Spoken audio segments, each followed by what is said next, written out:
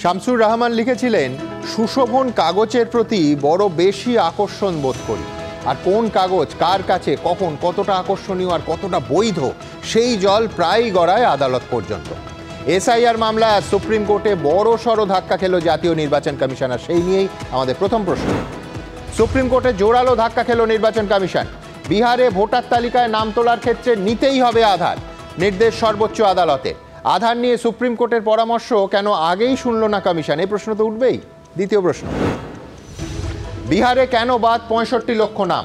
প্রত্যেকের ক্ষেত্রে কারণ সহ প্রকাশ করতে হবে তালিকা। মঙ্গলবার পর্যন্ত কমিশনকে ডেডলাইন সুপ্রিম কোর্টের। কমিশনের সিদ্ধান্তে অস্বচ্ছতার কারণেই কি সর্বোচ্চ আদালতের এই জরুরি পদক্ষেপ? তৃতীয় প্রশ্ন, এমন নিয়ম করুন যাতে মানুষের সুবিধে হয় এবং তাদের রাজনৈতিক দলের নেতা কর্মীদের পেছনে না ঘুরতে হয়। কমিশনকে নির্দেশ সুপ্রিম কোর্টে। কিন্তু এরপরও কি নেতা কর্মীদের দাদাগিরির হাত থেকে আদৌ নিষ্কৃতি পাবেন সাধারণ ভোটাররা? চতুর্থ প্রশ্ন, আটক না করলে তো অনুপ্রবেশকারীরা উধাও হয়ে যাবে। পরিযায়ীদের মধ্যে বাংলাদেশি খুঁজতে পুলিশি তদন্ত চলবে, আজ বুঝিয়ে দিল সুপ্রিম কোর্ট। পরিযায়ীদের পরিচয়পত্র চালুর পরামর্শ। অনুপ্রবেশকারীদের বারবারন্ত রুখতে রাজ্যগুলোকেই কি দায়বদ্ধ করতে চাইছে সর্বোচ্চ আদালত? পঞ্চম প্রশ্ন, রাজস্থান থেকে বাংলাদেশে পাঠানো হয়েছিল মালদার পরিযায়ী শ্রমিককে। হাইকোর্টের নির্দেশে অবশেষে আজ তাকে ফিরে পেল পরিবার। কিন্তু স্রেফ সন্দেহের বশে কেন 2 মাস ধরে অকথ্য অত্যাচারের শিকার হতে হবে একজন নিরপরাধ মানুষকে? ষষ্ঠ প্রশ্ন, স্পেন থেকে ফিরতেই দিল্লিতে গ্রেফতার গবেষক। জারি করা হয়েছিল লুক আউট নোটিশ। যাদবপুরে শিক্ষামন্ত্রীর গাড়ির সামনে গন্ডগোলের ঘটনায় মূল চক্রী ছিলেন ধৃত, দাবি পুলিশের। অভিযোগকারী শাসক বলেই কি পুলিশের এই অতি সক্রিয়তা? তবে শুরুতেই দেখাবো এসআইআর মামলায় আজ ঠিক কি নির্দেশ দিলেন সুপ্রিম কোর্টের মাননীয় বিচারপতিরা। দেখুন, যে ৬৫ লক্ষ ভোটারের নাম ভোটার তালিকা থেকে বাদ দেওয়া হয়েছে, মঙ্গলবারের মধ্যে তাদের নামের পূর্ণাঙ্গ তালিকা প্রকাশ করতে হবে। কেন তাদের নাম বাদ দেওয়া হয়েছে তা স্পষ্ট করে জানাতে হবে। সেই সঙ্গে আগের তালিকায় থাকা 11টি নথির সঙ্গে পরিচয়পত্র, ঠিকানার প্রমাণ হিসেবে আধার কার্ডকে মান্যতা দিতে হবে। বিহারে ভোটার তালিকার বিশেষ সংশোধন মামলায় নির্বাচন কমিশনকেই তাৎপর্যপূর্ণ নির্দেশ দিল সুপ্রিম কোর্ট। ধাক্কা খেল কমিশন।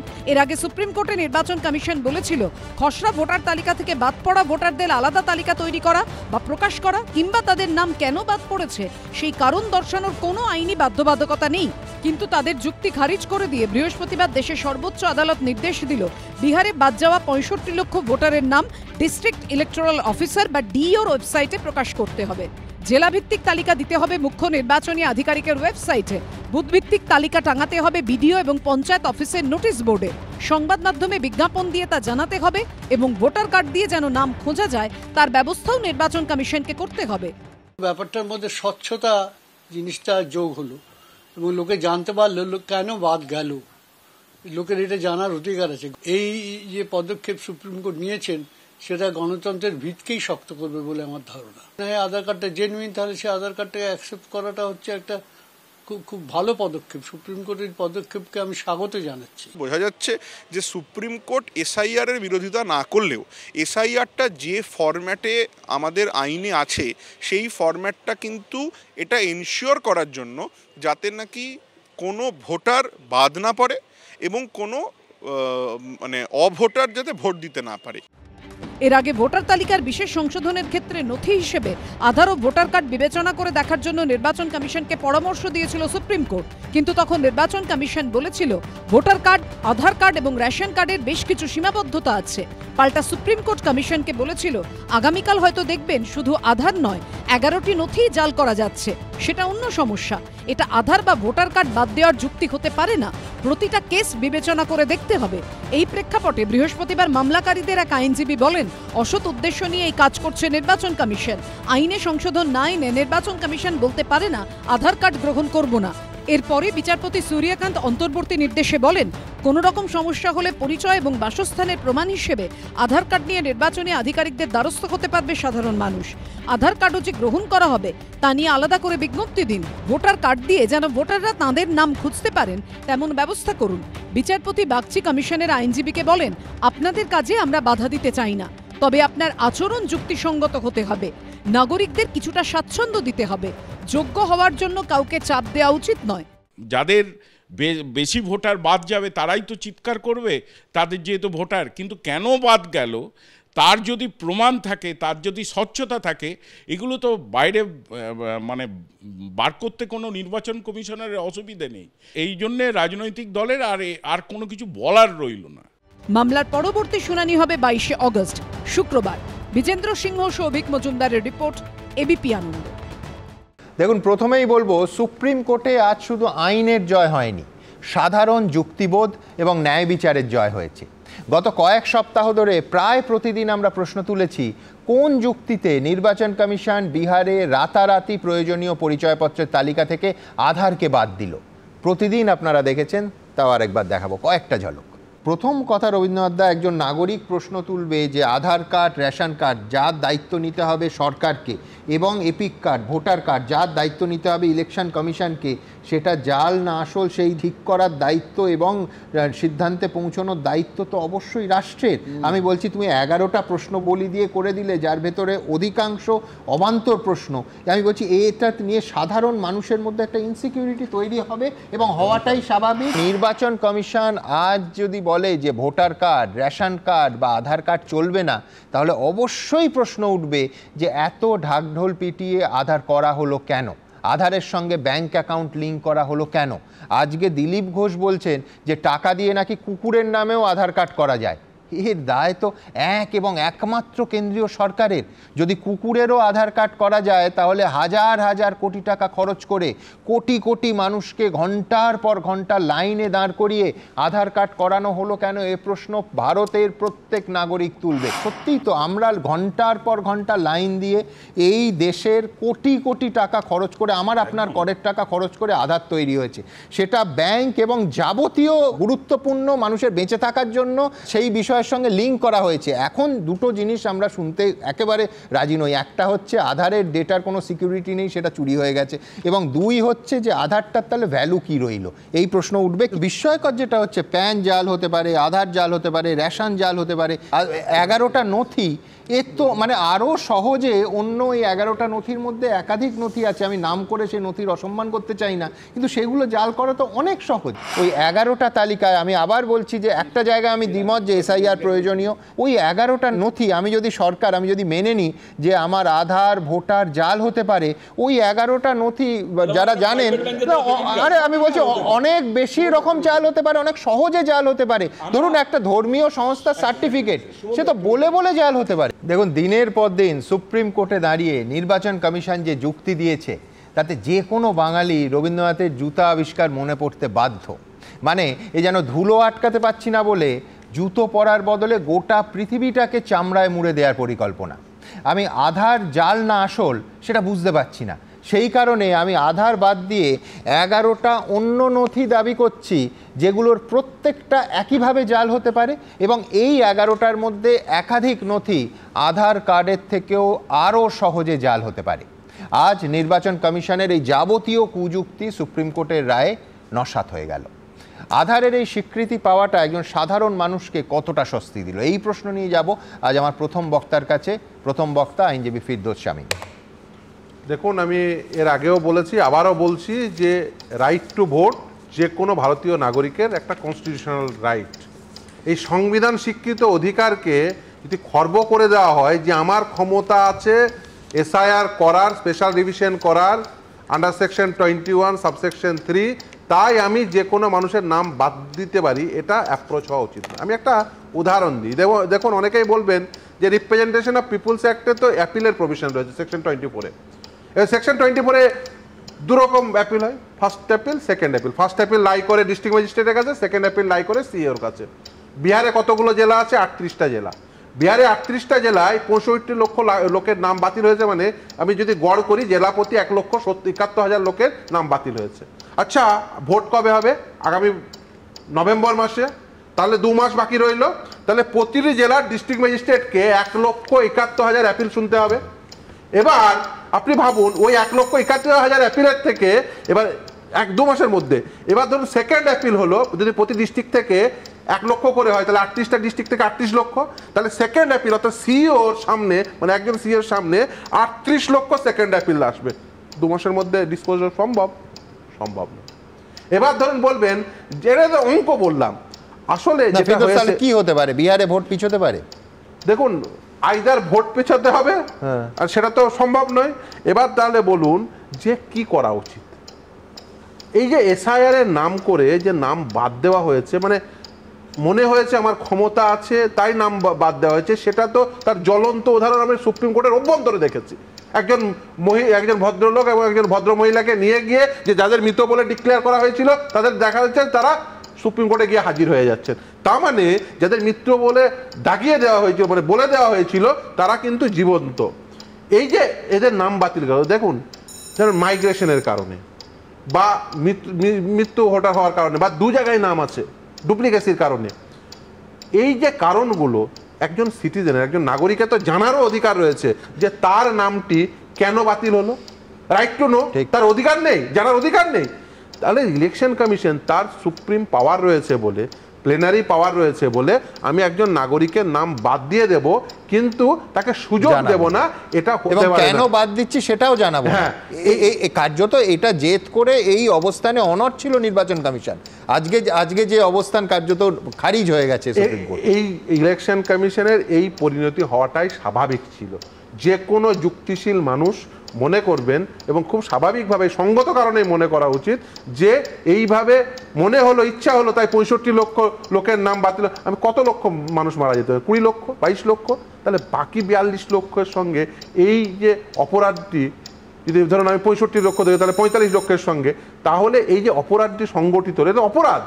এই অপরাধটি যারা সংগঠিত করলেন, আমি মনে করি যে শুধুমাত্র এই যে টুইসডে পর্যন্ত সময় দেওয়া হলো, তারপরে যদি উঠে আসে যেটা বিরাট সংখ্যক মানুষকে কি কারণে এই বাদ দেওয়া হলো, সেটারও কিন্তু প্রপার ইনভেস্টিগেশন হওয়া উচিত। একদম ফিরদৌস স্যার, এই পয়েন্টেই আমি আসবো। আমি বলবো যে একটা জায়গায় এসআইআর তার গুরুত্ব এবং এসআইআর নির্বাচন কমিশন করতে পারে, আইনত করতে পারে, সম্পূর্ণ অধিকার আছে, এটাও সুপ্রিম কোর্ট বলেছে। এবং আপনারা জানেন আমাদের অবস্থান যে এসআইআর অত্যন্ত জরুরি, কিন্তু তাকে নির্ভুল করতে হবে এবং একজন নিরপরাধ নির্দোষ মানুষের নামও যেন অকারণ তালিকা থেকে বাদ না যায়, কিন্তু বেনজল এবং অনুপ্রবেশকারীদের বের করতে হবে। কিন্তু এইখান থেকে আজকে সুপ্রিম কোর্টের যে রায়, তা নিয়ে রাজনৈতিক চাপানুতর, রাজনৈতিক দলগুলো কি বলছে দেখাবো।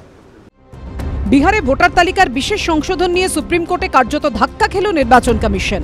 বিশেষ সংশোধন চলবে বলে স্পষ্ট করে জানালেও বিহারে এসআইআরে যে 65 লক্ষের নাম বাদ পড়েছে তারা আধার কার্ড নিয়ে নির্বাচন কমিশনে অভিযোগ জানাতে পারবেন বলে স্পষ্ট জানিয়ে দিল সুপ্রিম কোর্ট। এরই সঙ্গে যে 65 লক্ষের নাম বাদ পড়েছে তাদের নামের তালিকা এবং কেন নাম বাদ দেওয়া হয়েছে সেই কারণও জনসমক্ষে প্রকাশ করতে হবে বলে নির্বাচন কমিশনকে নির্দেশ দিল তারা। এর থেকেই প্রমাণিত যে রাহুল গান্ধী যে লড়াই লড়ছে, একজন মানুষ একটা ভোট, আজকে ভারতবর্ষে এই বিজেপি সরকার গণতান্ত্রিক অধিকার কেড়ে নিতে চাইছে নির্বাচন কমিশনকে সঙ্গে নিয়ে। বিজেপির সর্বভারতীয় সভাপতি জেপি নাড্ডা আবার সোশ্যাল মিডিয়ায় লিখেছেন, ভোটার তালিকার বিশেষ সংশোধন আটকাতে কংগ্রেস চেষ্টার কসুর করেনি, কিন্তু সুপ্রিম কোর্টে তাদের শুধু হতাশাই জুটল। এখন কংগ্রেস মরিয়া হয়ে ইস্যু নয় এমন বিষয়কে আঁকড়ে ধরে নৈতিক জয় বলে দাবি করছে। আসল কথা হলো কংগ্রেসের ভিত্তিহীন কথা সবাই খারিজ করে দিয়েছে। কংগ্রেস এবারও মামলায় হেরেছে এবং চক্রান্তে হেরেছে। বৃহস্পতিবার মামলার শুনানিতে বিচারপতি জয়মাল্য বাগচি নির্বাচন কমিশনকে প্রশ্ন করেন, খসড়া তালিকায় কতজনের নাম বাদ গেছে। কমিশন জানায় 65 লাখ। তখন বিচারপতি সূর্যকান্ত বলেন 65 লাখের মধ্যে 22 লাখ মৃত। জীবিত এবং মৃতের সংখ্যা নিয়ে বিরোধ রয়েছে। একটি পরিবার কিভাবে জানবে যে তাদের পরিবারের সদস্যকে মৃতের তালিকায় ঢোকানো হয়েছে? তিনি নির্বাচন কমিশনকে প্রশ্ন করেন, 22 লাখ মৃতের নাম কেন প্রকাশ করা হয়নি? ব্লক স্তর বা মহকুমা স্তরে কেন প্রকাশ হয়নি? আপনারা কেন সমস্ত মৃত পরিযায়ী নকল ভোটারদের নাম ওয়েবসাইটে প্রকাশ করছেন না?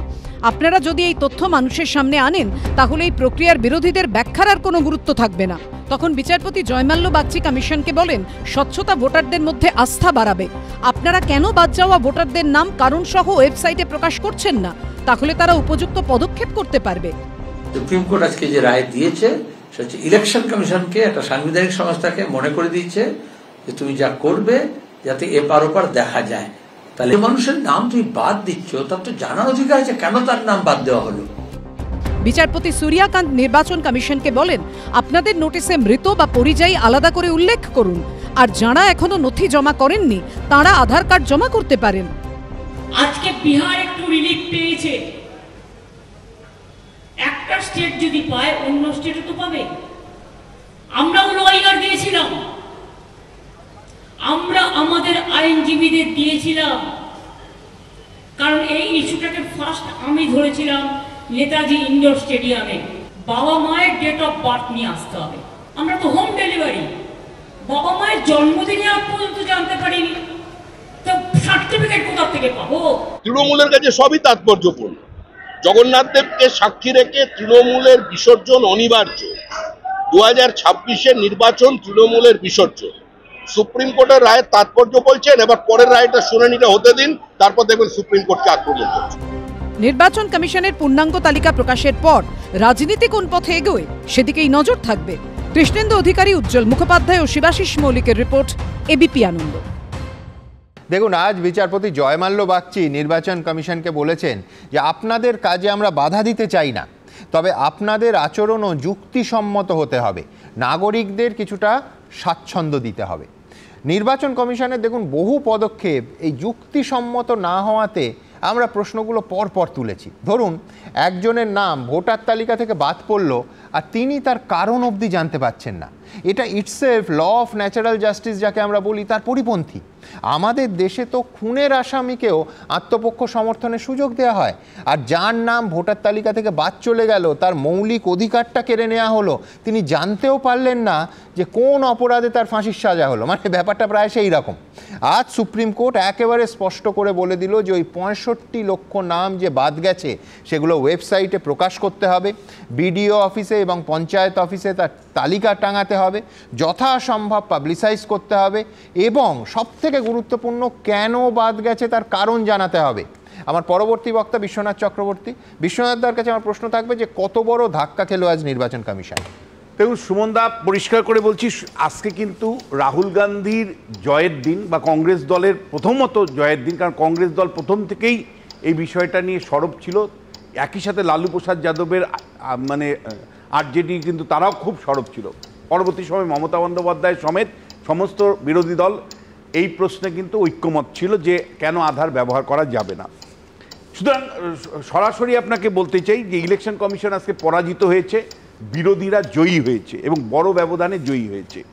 দেখুন, এই মানে আপনার কাছে যখন ক্ষমতার সাগর থাকবে, পাওয়ার অফ ওশেন থাকবে, তখন এই প্রশ্নটা আসবে যে আপনি ক্ষমতাটাকে কীভাবে ব্যবহার করছেন। আপনি ক্ষমতাটা আরবিটারি ব্যবহার করতে পারেন না। এই প্রশ্নগুলো আমরা বারবার রাখি যে রাজ্যের সরকার হোক, কেন্দ্রের সরকার হোক, ক্ষমতা আপনাকে দেওয়া হয়েছে মানে আপনি আরবিটারি ব্যবহার করতে পারেন না।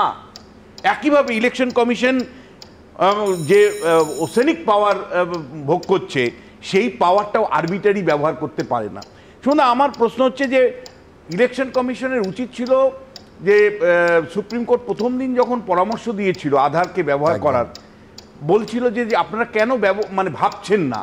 আমার মনে হয় পরামর্শটা তখনই ওনাদের গ্রহণ করা উচিত ছিল।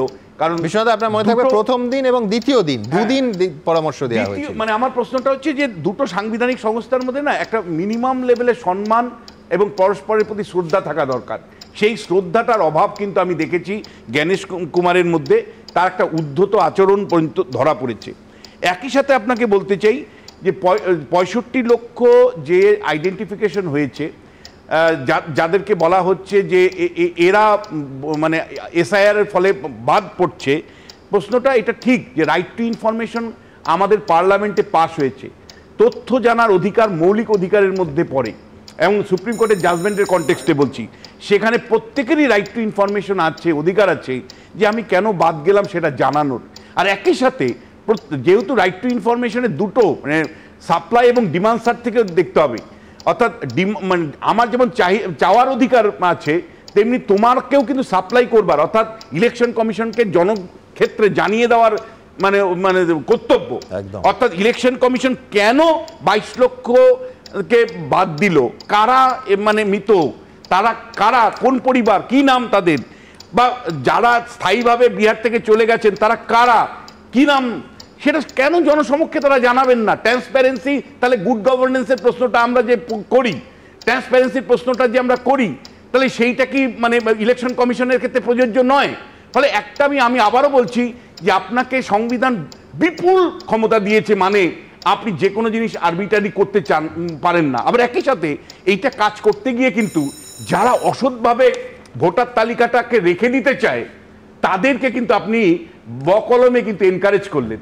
অর্থাৎ ইলেকশন কমিশন কিন্তু যে অবস্থানটা নিল তাতে যে সমস্ত রাজনৈতিক দল বা পশ্চিমবাংলার মতন রাজ্যে যেখানে বছরকে বছর অনুপ্রবেশ ঘটে সেইখানকার যারা অশুভ শক্তি তারা কিন্তু উৎসাহিত হবেন আপনার এই ভুল কাজের জন্য, আমি আপনাকে বলছি সুমন দা, আমার একটা বড় মানে এখানে রাইডার থাকছে, সেটা হলো যে আজকে ইলেকশন কমিশন মানে যেভাবে অমান্য করে, মানে সুপ্রিম কোর্টের আদেশ অমান্য করে বা ভাবনা অমান্য করে মানে বাধ্য হলেও সুপ্রিম কোর্ট আদেশ দিতে আধারকে ব্যবহার করবার জন্য, এই আধারটাকে ব্যবহার করে আপনি এমন তো হবে না যে প্রচুর অনুপ্রবেশকারী তারা ঢুকে যাবে, এমন তো হবে না যে এসআইআর এর মূল উদ্দেশ্যটাই থেকে আমরা সরে আসব, এমন তো হবে না যে ভুয়ো ভোটার নিয়ে প্রত্যেকটা রাজনৈতিক দল সরব, রাহুল গান্ধীও সরব, মমতা বন্দ্যোপাধ্যায়ও সরব, প্রত্যেকটা রাজনৈতিক দল ভুয়ো ভোটার নিয়ে সরব, শেষ পর্যন্ত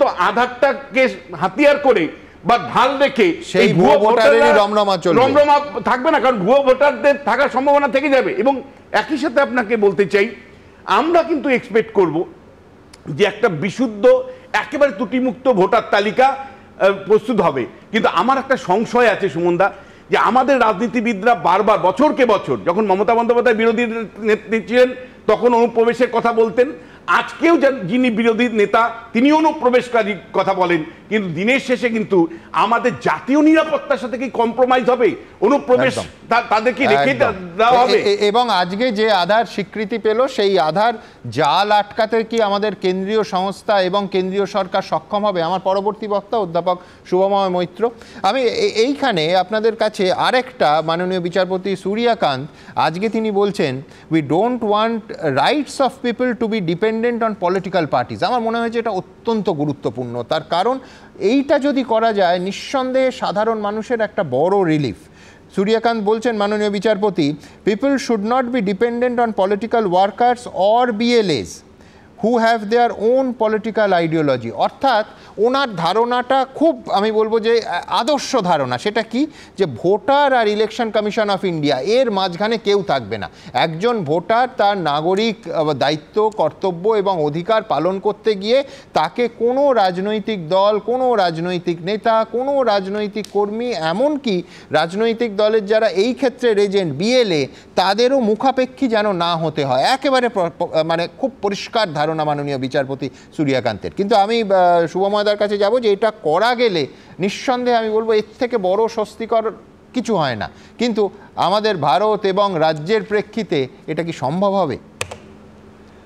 সুমনবাবু, আপনি তো ওই জুতো আবিষ্কারের কথা বলছিলেন আর কি, এবং চামার কুলোপতি তো শেষ পর্যন্ত সব সামলে টামলে দিয়েছিল, কিন্তু শেষ কথাটা ছিল মন্ত্রী কহে আমারও ছিল মনে কেমনে বেটা পেরেছে সেটা জানতে, সেদিন হতে চললো জুতো পড়া, বাঁচিল গবু রক্ষা পেল ধরা। এখন কাকে গবুচন্দ্র বলবেন সেটা একটা খুব বড় প্রশ্ন।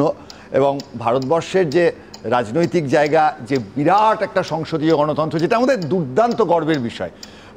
2024 ভোটের আগে প্রায় 96,80,00,000 মানুষ ছিলেন আমাদের ভোটার, এখন 100 কোটির কাছাকাছি। এবার এখানে দু ধরনের এরার থাকবে। এই দু ধরনের এরারকে বলা হয় টাইপ 1 এরার আর টাইপ 2 এরার। কি একটা এরার হচ্ছে যে ভোটার তালিকায় কারুর নাম আছে কিন্তু সেই মানুষটি আসলে নেই কোনোভাবে, আর অন্যটা উল্টো দিকটা হচ্ছে ভোটার তালিকায় নাম নেই কিন্তু জলজ্যান্ত মানুষটি ভারতবর্ষের নাগরিক। এবার প্রথম দেখতে হবে কিন্তু কতজনের ক্ষেত্রে এটা ঘটেছে। ফিরদৌসবাবু যে সংখ্যাটা বললেন তাতে প্রায় 60-70 লক্ষর মধ্যে যদি মৃত ভোটারের সংখ্যা বাদও দিই, 22 লক্ষ যদি বাদও দিই, 30-40 লক্ষ যদি প্রত্যেকে গিয়ে চ্যালেঞ্জ করতে শুরু করেন তাহলে গোটা বিষয়টা কিন্তু ভেঙে পড়বে। এর কি যে সমাধান আমার অন্তত জানা নেই। ভোট পেছোবে না নতুন করে কি হবে? আমি ব্যক্তিগতভাবে আশা করছি ফিরদৌসবাবুর সঙ্গে মানে অন্য মতে গিয়ে যে 1-2% মধ্যে এটা থাকবে, কারণ আমি তো চাই বিহার নির্বাচন হোক এবং তার একটা ফলাফল বেরো। দ্বিতীয় হচ্ছে যে কথাটা বারবার আপনারা আলোচনা করছিলেন আপনাদের কাছেই ধার করে, যে আমরা কি চাই, ইনক্লুসিভ করতে চাই বিষয়টাকে, গ্রহণ করতে চাই মানুষকে, নাকি এক্সক্লুসিভ করতে চাই, বর্জন করতে চাই। যদি বিহারের ক্ষেত্রে দেখা যায় এই বর্জন আরবিট্রারিলি হয়েছে এবং প্রচুর পরিমাণে হয়েছে, তখন কিন্তু সরাসরি তদন্তের দাবি করবেন সাধারণ মানুষ। এবার দেশের সংসদীয় গণতন্ত্র কে বাঁচান? আমরা তো চিরটা কাল আমরা দেখেছি যে অভিজিৎ গাঙ্গুলি মহাশয় পশ্চিমবঙ্গে যে প্রশ্নগুলো তুলেছেন, আজকে অত্যন্ত গর্বের বিষয় যে সম্মানীয় মহামান্য বিচারপতি জয়মাল্য বাগচি আমাদের রাজ্যের মানুষ এবং সম্মানীয় সূর্যকান্ত মহাশয় তারা যে কথাটা বলেছেন সেটা কিন্তু সংসদীয় গণতন্ত্রে ইনক্লুসিভনেসের কথা বলেছেন। এবং এটার জন্য তো জুতা আবিষ্কারের কোনো প্রয়োজন নেই, যে আমার মাধ্যমিকের সার্টিফিকেট, সেই সার্টিফিকেটটা তো নেটে গিয়ে যে বিএলও আসছেন তিনি চেক করতে পারবেন না, তার মতো আরেকটা সার্টিফিকেট আজকের দিনে অত্যন্ত সহজে বানানো যায়। তাহলে সেই সার্টিফিকেট, আমি কোনো মন্দির টন্দিরের কাগজ বলছি না, তার বাইরে ভালো কাগজ বলছি। এখন বামফ্রন্ট আমলে মাধ্যমিকের সার্টিফিকেটটা যদি জালি হয়ে যায়, তৃণমূল অবশ্য চিরকুটের কথা বলবে যে ওই সার্টিফিকেটগুলো চিরকুট ছিল, কিন্তু এই জায়গাটায় এই ডকুমেন্ট বাদ দেওয়ার ব্যাপারটা খুব গোলমেলে ছিল। এর পরের বক্তব্যটা হচ্ছে উল্টো দিকটা এবার আমাদের বুঝতে হবে। বিশ্বনাথ দা যে বক্তব্যটা তুলেছেন সেটা হচ্ছে নির্বাচন কমিশন এইসব গোলমাল যদি সত্যি এইগুলো তৈরি করে থাকেন, তাহলে সবচেয়ে সুবিধে তো তৃণমূল কংগ্রেসের। কারণ পশ্চিমবঙ্গে যে ভোটারের সংখ্যা, তার মধ্যে ধরুন 20 বছর আগে, তারপর আমাদের 5 কোটি লোকের নাম ছিল, নিবিড়ভাবে কাজ হয়নি, বছরে 1000-এ 5 জন মারা যান পশ্চিমবঙ্গে। তাহলে 20 বছরে তো 1000-এর মধ্যে 100 জন মারা গেছেন, 10%। তাহলে অনুপ্রবেশকারীর কথায় আসছেই না, ওই সময়ের নিরিখে কিন্তু 10% মৃত ভোটার, তাদের নাম বাদ যাওয়া উচিত। এবং এই বাদ যদি না যায়, আমি বারবারই বলেছি আমার কাছে সেভাবে তথ্য নেই, একটা স্টাডি করা দরকার, সার্ভে করা দরকার, যে মৃত ভোটার যারা আছেন তাদের ভোট তো পশ্চিমবঙ্গেই সবচেয়ে বেশি পড়ে। একদম। আমি শুধু শুভময়দার সঙ্গে যোগ করতে চাইব যে আমাদের এই রাজ্যে সীমান্তবর্তী জেলাগুলোর কিভাবে এই আবেদনের সংখ্যা কত গুণ বেড়েছে, এই অনুষ্ঠানে একাধিকবার সেই প্রতিবেদন, সেই রহস্যময় প্রতিবেদন আপনাদের সামনে রেখেছি। এইটাও কিন্তু আশঙ্কার। আমি বলছি না যে আবেদনের সংখ্যা বাড়লে বা 3 গুণ বা 4 গুণ হলেই সেটা সমস্তটা একেবারে জাল, কিন্তু নিঃসন্দেহে সেখানে খতিয়ে দেখা এবং সত্যাসত্য বিচার করা অত্যন্ত গুরুত্বপূর্ণ হয়ে দাঁড়ায়। ঠিক এইখানে আমি আপনাদের সামনে রাখবো যে এই একেবারে সরাসরি ইলেকশন কমিশন অফ ইন্ডিয়া এবং একজন সাধারণ মানুষ, একজন সাধারণ ভোটার, এই সংযোগটা সরাসরি করতে চাইছেন আদর্শগতভাবে মাননীয় বিচারপতিরা। কেন বলছি? যে একেবারে মধ্যিখান থেকে রাজনৈতিক দল, রাজনৈতিক নেতা, কর্মী, বিএলএ, এদের সবাইকে সরিয়ে সরাসরি ভোটার এবং ইসির যোগাযোগ স্থাপন করার আদর্শ ছবিটা আজকে মাননীয় বিচারপতিরা তুলে ধরলেন। দেখুন, এমন কি কোনো ব্যবস্থা থাকতে পারে না যেখানে নাগরিকদের স্থানীয় রাজনৈতিক দলের পেছনে দৌড়তে না হয়? বিহারে ভোটার তালিকার বিশেষ সংশোধন মামলায় অন্তর্বর্তী নির্দেশ দিতে গিয়ে তাৎপর্যপূর্ণ প্রশ্ন তুলল সুপ্রিম কোর্ট। বৃহস্পতিবার মামলার শুনানিতে জাতীয় নির্বাচন কমিশনের আইনজীবী এদিন দাবি করেন, এখন কমিশনকে তীব্র রাজনৈতিক বিরোধিতার পরিবেশে কাজ করতে হচ্ছে।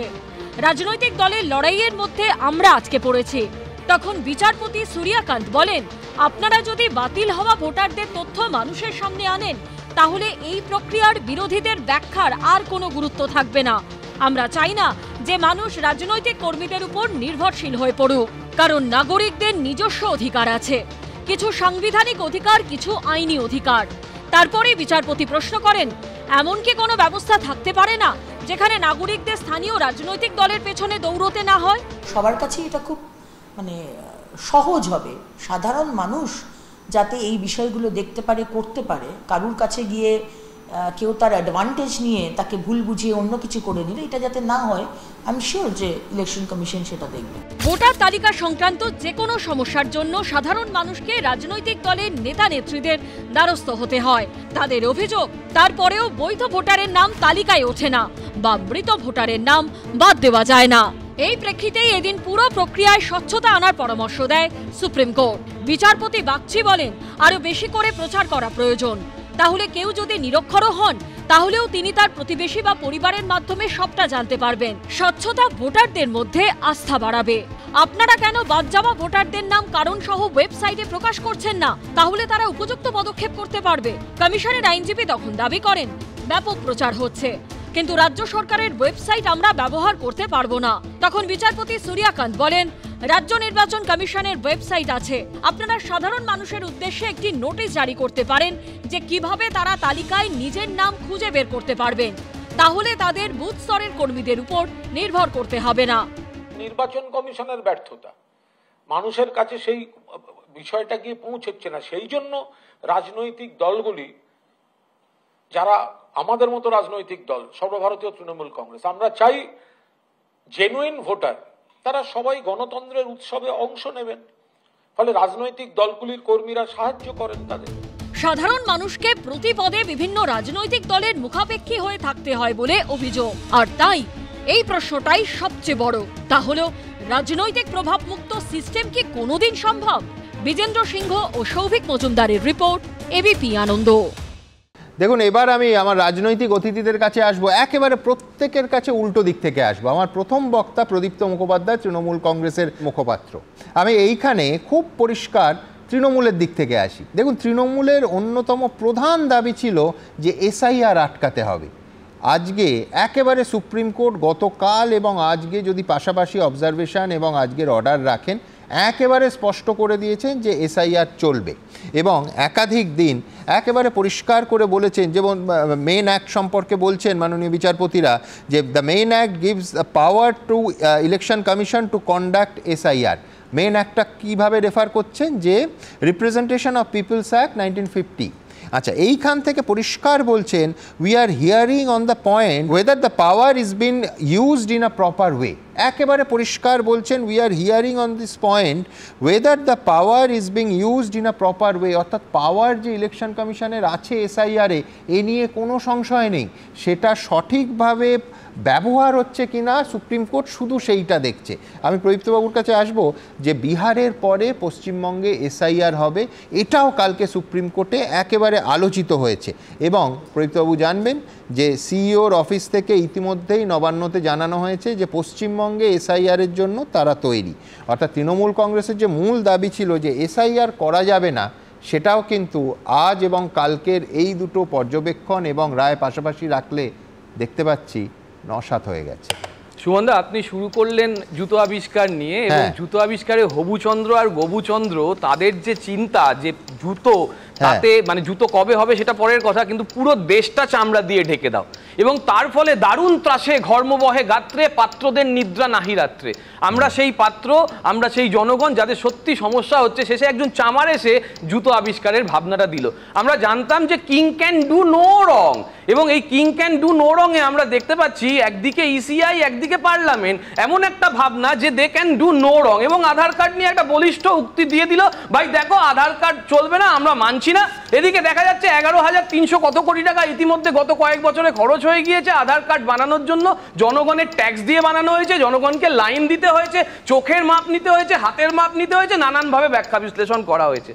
ঠিক, পাশাপাশি প্রদীপ্ত এটাও বলতে হবে যে সাতরারির মতো জঙ্গি যখন দেখা যায় যে এখানকার ভুয়ো পরিচয়পত্র নিয়ে জঙ্গিপনা করছে এবং নাশকতা করছে, সেটাও সমান আচরণ, একদম সমানভাবে। যেমন রাজকুমার বাবু বারাসাত থেকে ধরা পড়ছেন, যিনি বিজেপির ক্যান্ডিডেট ছিলেন পৌরসভায়, স্বাভাবিকভাবে, এবং একই সঙ্গে এখন 2002 সালের যে ইয়েটা আছে, ইসিআই এর ইয়েটা আছে, সেখানে দেখা যাচ্ছে মানে মজুমদার বাবুর নামটা নেই, মানে সেটা বনগাঁ দক্ষিণের এবং বনগাঁ উত্তর নিয়েও সমস্যা আছে, সেটা আমি বারবার আপনার চ্যানেলে অনেক আগে বলে গেছি, এবং শুভেন্দু বাবু সেটাকে দিয়ে ভিডিও করেছিল। মতুয়া বলে কি এরকম অপমান করা যাবে? 2023 সালের ঘটনা বললাম। দেখুন, কাট অফ ডেট 1 জানুয়ারি 2003 দেওয়া হয়েছে, এবং এখানে আপনি রোপার কথা বললেন, অর্থাৎ রেজিস্ট্রেশন অফ পিপল অ্যাক্ট, এবং একই সঙ্গে রেজিস্ট্রেশন অফ ইলেকটোরাল রুলস এর কথা বলেন। এখানে 4টে এইমের কনটেক্সট বলা আছে যে লেজিমেট ওয়েতে আপনি যে এইমটার দিকে যাচ্ছেন, যে লক্ষ্যটা, সেটা লেজিটিমেট ওয়েতে হচ্ছে কিনা, আপনি সেই কথাটা বললেন। তার সঙ্গে সঙ্গে আরো 3টে ছিল, আমি যেটা রেফার করলাম সেটা রিপ্রেজেন্টেশন অফ পিপলস অ্যাক্ট 1950, আমি 51 এর কথা বলছি। রোপা 1960 হচ্ছে রেজিস্ট্রেশন অফ ইলেকটোরাল রুলস।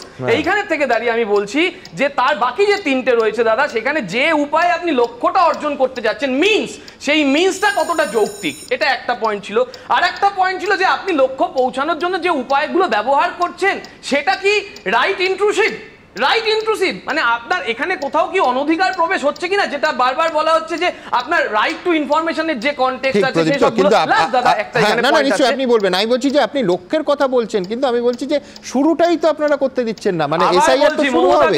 মমতাদি খুব পরিষ্কার বলেছিলেন, আপনার চ্যানেলেও আমরা শুনেছি, আমরা লাইভও দেখেছি, একটা জেনুইন ভোটারের নাম যেন বাদ না যায়, একটা জেনুইন, এই শব্দটা আপনারাও দেখিয়েছেন, আমরাও দেখিয়েছি। আমরা তার সঙ্গে সঙ্গে দাদা একটা ইনফরমেশন মাথায় রাখুন কেন আমাদের প্রবলেম। বাগদায় সিএএ ক্যাম্প চলছে, আপনারা দেখিয়েছেন, বাগদায় সিএএ ক্যাম্প চলছে। নয়ন বিশ্বাস, বেশি দূর নয়, এসি ট্রেন চালু হয়েছে দাদা, এসি ট্রেন করে যদি বিজেপির ক্যান্ডিডেটরা একটু চলে যায় রানাঘাটে, নয়ন বিশ্বাস, সেই নয়ন বিশ্বাসের কাছে যেখানে একটা কার্ড দিয়েছিল এই আমাদের জাহাজ প্রতিমন্ত্রী, যে কার্ডটা মহারাষ্ট্রে ছিঁড়ে ফেলে দেওয়া হয়েছে। ঘটনা নাম্বার 2। ঘটনা নাম্বার 3, পয়লা জানুয়ারি 2025-এ বিহারে ইলেকটোরাল রোল লাস্ট পাবলিশ হয়েছে, এবং জানুয়ারি থেকে এই জুনের মধ্যে 22 লক্ষ লোক মারা গেল দাদা। তখন আমরা যখন জন্মেছি তখন না হয় হসপিটালে ঠিকঠাক ভাবে হতাম না, আমরা হোম ডেলিভারি হতাম, এরকম কথা হচ্ছে। কিন্তু দাদা এই যে যারা মারা যাচ্ছে জানুয়ারি 25 থেকে এই জুন 25 অবধি 22 লক্ষ লোক বিহারে মারা গেল, মানে এ তো আমি মনে করছি প্যান্ডেমিকের থেকেও খারাপ অবস্থা। এরকম ভাবে মানুষ মারা যাচ্ছে বিহারে, আমরা জানতে পারছি না দাদা। টেকনিক্যাল প্রদীপ তো একটা তফাৎ আছে, সেটা হচ্ছে এইটার মধ্যে এসআইআর এর কারণটাই হচ্ছে যে সাধারণভাবে যে বহু মানুষ যে প্রত্যেকটা বাড়ি বাড়ি ঘরে ঘরে গিয়ে সেটা রিচেক করা হয়, যার ফলে এমন অনেক জল বেরোয় যেটা সাধারণভাবে হয়তো মানুষের সেই সময় বা প্রতিদিন যারা জীবন যুদ্ধে সংগ্রাম করছেন তারা গিয়ে একেবারে অথরিটির কাছে মৃত্যু বা জন্মের খবরটা জানাতে পারেন না, সেটা বাড়ি বাড়ি গিয়ে চেক করার জন্য এসআইআর। এবং 2002-তে 13তম এসআইআর আমাদের পশ্চিমবঙ্গেও যেটা হয়েছিল, সেখানে 28 লক্ষ লোক নাম বাদ দিয়েছিল পশ্চিমবঙ্গের জনসংখ্যার 2002-তে। আমি একই সঙ্গে বলি দাদা, তার মানে 2025-এর জানুয়ারিতে যেটা বেরিয়েছিল সেটা ফল্টি ছিল, এবং সেই ফল্টির কনটেক্সটে অভিষেক ব্যানার্জি যেটা বলেছেন যে তাহলে ভাই লোকসভা ডিসলভ করে দাও, তিনি নিজেকে সামনে নিয়েছেন, নিজেকে সামনে নিয়ে বলছেন লোকসভা ডিসলভ করে তুমি ভাই ফল্টি একটা জায়গায় দাঁড়িয়ে আছো, সেই ফল্টিটাকে তুমি উইথড্র করে নাও, করে নতুন করে ভোট করো। এদিকে ঠাকুর বাবু, জানি না টেগোর আর ঠাকুরের মধ্যে পার্থক্য আজও ওরা পারে কিনা, ঠাকুর বাবু দেখুন আমরা এ যাবৎকাল কি দেখেছিলাম, বাংলা এক্সপ্রেসে থাকতে হবে, বাংলার বাইরে বেরোতে হবে না। বঙ্গ বিজেপি ববিকে, ওই যে অভিজিৎ দাসকে আপনার মনে আছে 19শে জুন সাসপেন্ড করে দিল, মানে ভোটের ঠিক পরপর সে নাকি দলের সঙ্গে কিছু একটা সমস্যা হচ্ছে, তখন কোনো সমস্যা এদের হয়নি ভোট নিয়ে। আজকে হঠাৎ করে ঠাকুরবাবু দিল্লি থেকে বলছেন, এবং যে অভিযোগ করছে ওই মামলাটা কিন্তু মামলাটা ববি চালিয়েই যাচ্ছে, আমি কি বলছি প্রথম দিন থেকে মামলা চালিয়ে যাচ্ছে। কিন্তু দেখুন কিভাবে ভুল বা ভুয়ো তথ্য ঠাকুরবাবু ওখান থেকে বলছেন, বাংলা বিজেপির কারো সাহস হচ্ছে না। এবার আমরা ভারতব্যাপী ঘুরতেই পারি, সেইখানে যে ভুল করছে সেটা উত্তর নিশ্চয়ই কেয়া দেবে, কিন্তু তার আগে একেবারে পরিষ্কার এসআইআর এর উদ্দেশ্যটা কিন্তু একই রকম রয়েছে, এবং মাননীয় সুপ্রিম কোর্টের বিচারপতিরা খুব পরিষ্কার করে দিয়েছেন যে এসআইআরটা হচ্ছে কারণ এসআইআরটা জরুরি, একেবারে খুব স্পষ্ট ভাষায় গতকাল এবং আজকে বলা হয়েছে। এই যে খানিকক্ষণ আগে প্রদীপ্ত বলছিলেন না যে হোম ডেলিভারি, আমি বলছি জন্মটা হোম ডেলিভারি না ক্যাশ অন ডেলিভারি সেইটা জানতেই তো এসআইআর প্রয়োজন। জোকস অ্যাপার্ট, আমি এইখান থেকে আমার পরের প্রতিবেদন, আজকে মুখ্যমন্ত্রী এসআইআর নিয়ে ঠিক কি বলেছেন দেখাবো। এই এসআর-এর নামে একটা এনআরসি করার প্রক্রিয়া চালাচ্ছিল। 2019-এর লোকসভা নির্বাচন, 2021-এর বিধানসভা নির্বাচন, 2024-এর লোকসভা নির্বাচনের পর দিয়ে এবার 2026-এর বিধানসভা নির্বাচনেও এনআরসি ইস্যুকে হাতিয়ার করতে চাইছে তৃণমূল। 21শে জুলাইয়ের মঞ্চে কোচবিহারের বাসিন্দা উত্তম কুমার ব্রজবাসীকে হাজির করেছিল তৃণমূল, যাকে বিজেপি শাসিত আসাম থেকে এনআরসি নোটিশ পাঠানো হয়েছে। বৃহস্পতিবার স্বাধীনতা দিবসের প্রাক্কালে বেহালার সভা থেকেও কৌশলে ভোটার তালিকার বিশেষ সংশোধনের সমালোচনা করতে গিয়ে এনআরসির প্রসঙ্গ তোলেন মমতা বন্দ্যোপাধ্যায়। যারা নাগরিকত্ব দেবে বলে চিৎকার করেন তারা নাগরিকত্ব কেড়ে নেবার ব্যবস্থা করেন। এই এসআর-এর নামে একটা এনআরসি করার প্রক্রিয়া চালাচ্ছিল, আর আসাম গভর্নমেন্ট তো নিজেদের মনে করে মহাসম্রাট। ওটা তো রাজ্য নয়, বাংলা। ফরেন ট্রিব্যুনালস অ্যাক্টের অধীনে নোটিশ দিয়ে বলছে যে তুমি কারণ দর্শাও। পশ্চিমবঙ্গ সহ সারা ভারতবর্ষে এসআইআর হবে।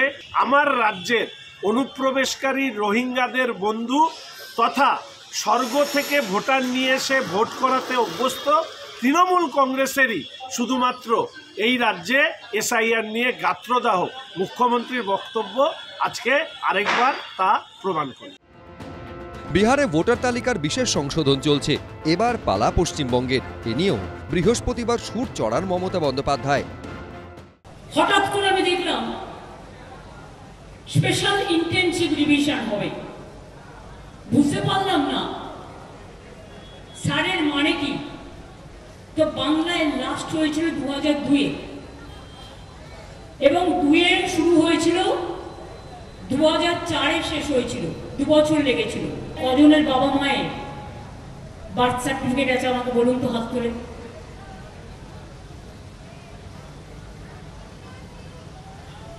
থাকবে কি করে, কারণটাই তো বুঝতে পারছে না।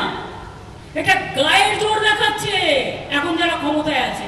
সুপ্রিম কোর্ট আরেকবার ইলেকশন কমিশনের যে পরামর্শ যেটা দিয়েছে সেটাকে মেনে নেওয়ার মধ্যে দিয়ে ইলেকশন কমিশন এই ভারতবর্ষের মতন প্রায় 140 কোটির বেশি মানুষের একটা বিশাল দেশে যে নির্বাচন প্রক্রিয়া স্বচ্ছতার সাথে তারা করতে সক্ষম, তারা চাইছে সেটাকেও একটা প্রাতিষ্ঠানিক প্রতিষ্ঠা দিন। এসআইআর বিতর্ক চলছেই, তার মধ্যে এনআরসি জুড়ে দিচ্ছেন মমতা বন্দ্যোপাধ্যায়। তপ্ত হচ্ছে রাজনীতি। এর ফলে ভোটে কার লাভ কার ক্ষতি হবে বোঝা যাবে আগামী বছর। আশাবুল হোসেন, সনদ ঝা, এবিপি আনন্দ। দেখুন, আমি যদি রাহুল গান্ধীর জায়গায় থাকতাম, আমি আজকে কিন্তু জ্ঞানেশ কুমারকে একটা বিরাট মিষ্টির প্যাকেট পাঠাতাম। তার কারণটা কি, যে উনি যে আর্গুমেন্টে দিনের পর দিন কার্যত নির্বাচন কমিশন জেদ ধরে বসে রইল, এমনকি সুপ্রিম কোর্ট না নির্দেশ নয়, কিন্তু সুপ্রিম কোর্ট আধার এবং ভোটারের ক্ষেত্রে ভেবে দেখার অনুরোধ করেছিল, একবার নয় দুবার, সেখানে কার্যত গ্রাহ্য করেননি। আর তার ফলটা হলো বিরোধীদের দিক থেকে আজকে সমস্ত বিরোধী দল যারা মামলা লড়েছেন, যারা এই ইস্যুতে একসঙ্গে এসেছেন, তারা নিজেদের জয় দাবি করছেন। এবং ইন্ডিয়া জোট, কার্যত জোট বলে প্রায় কিছু ছিল না, ইন্ডিয়া নিয়ে বারবার কেয়ারা প্রশ্ন তুলতো যে ইন্ডিয়া কোথায়, ইন্ডিয়া আদৌ কোনো অ্যালায়েন্স এরম কি আছে বিরোধীদের। সেই ইন্ডিয়া জোট কার্যত জোটবদ্ধ হয়ে গেল।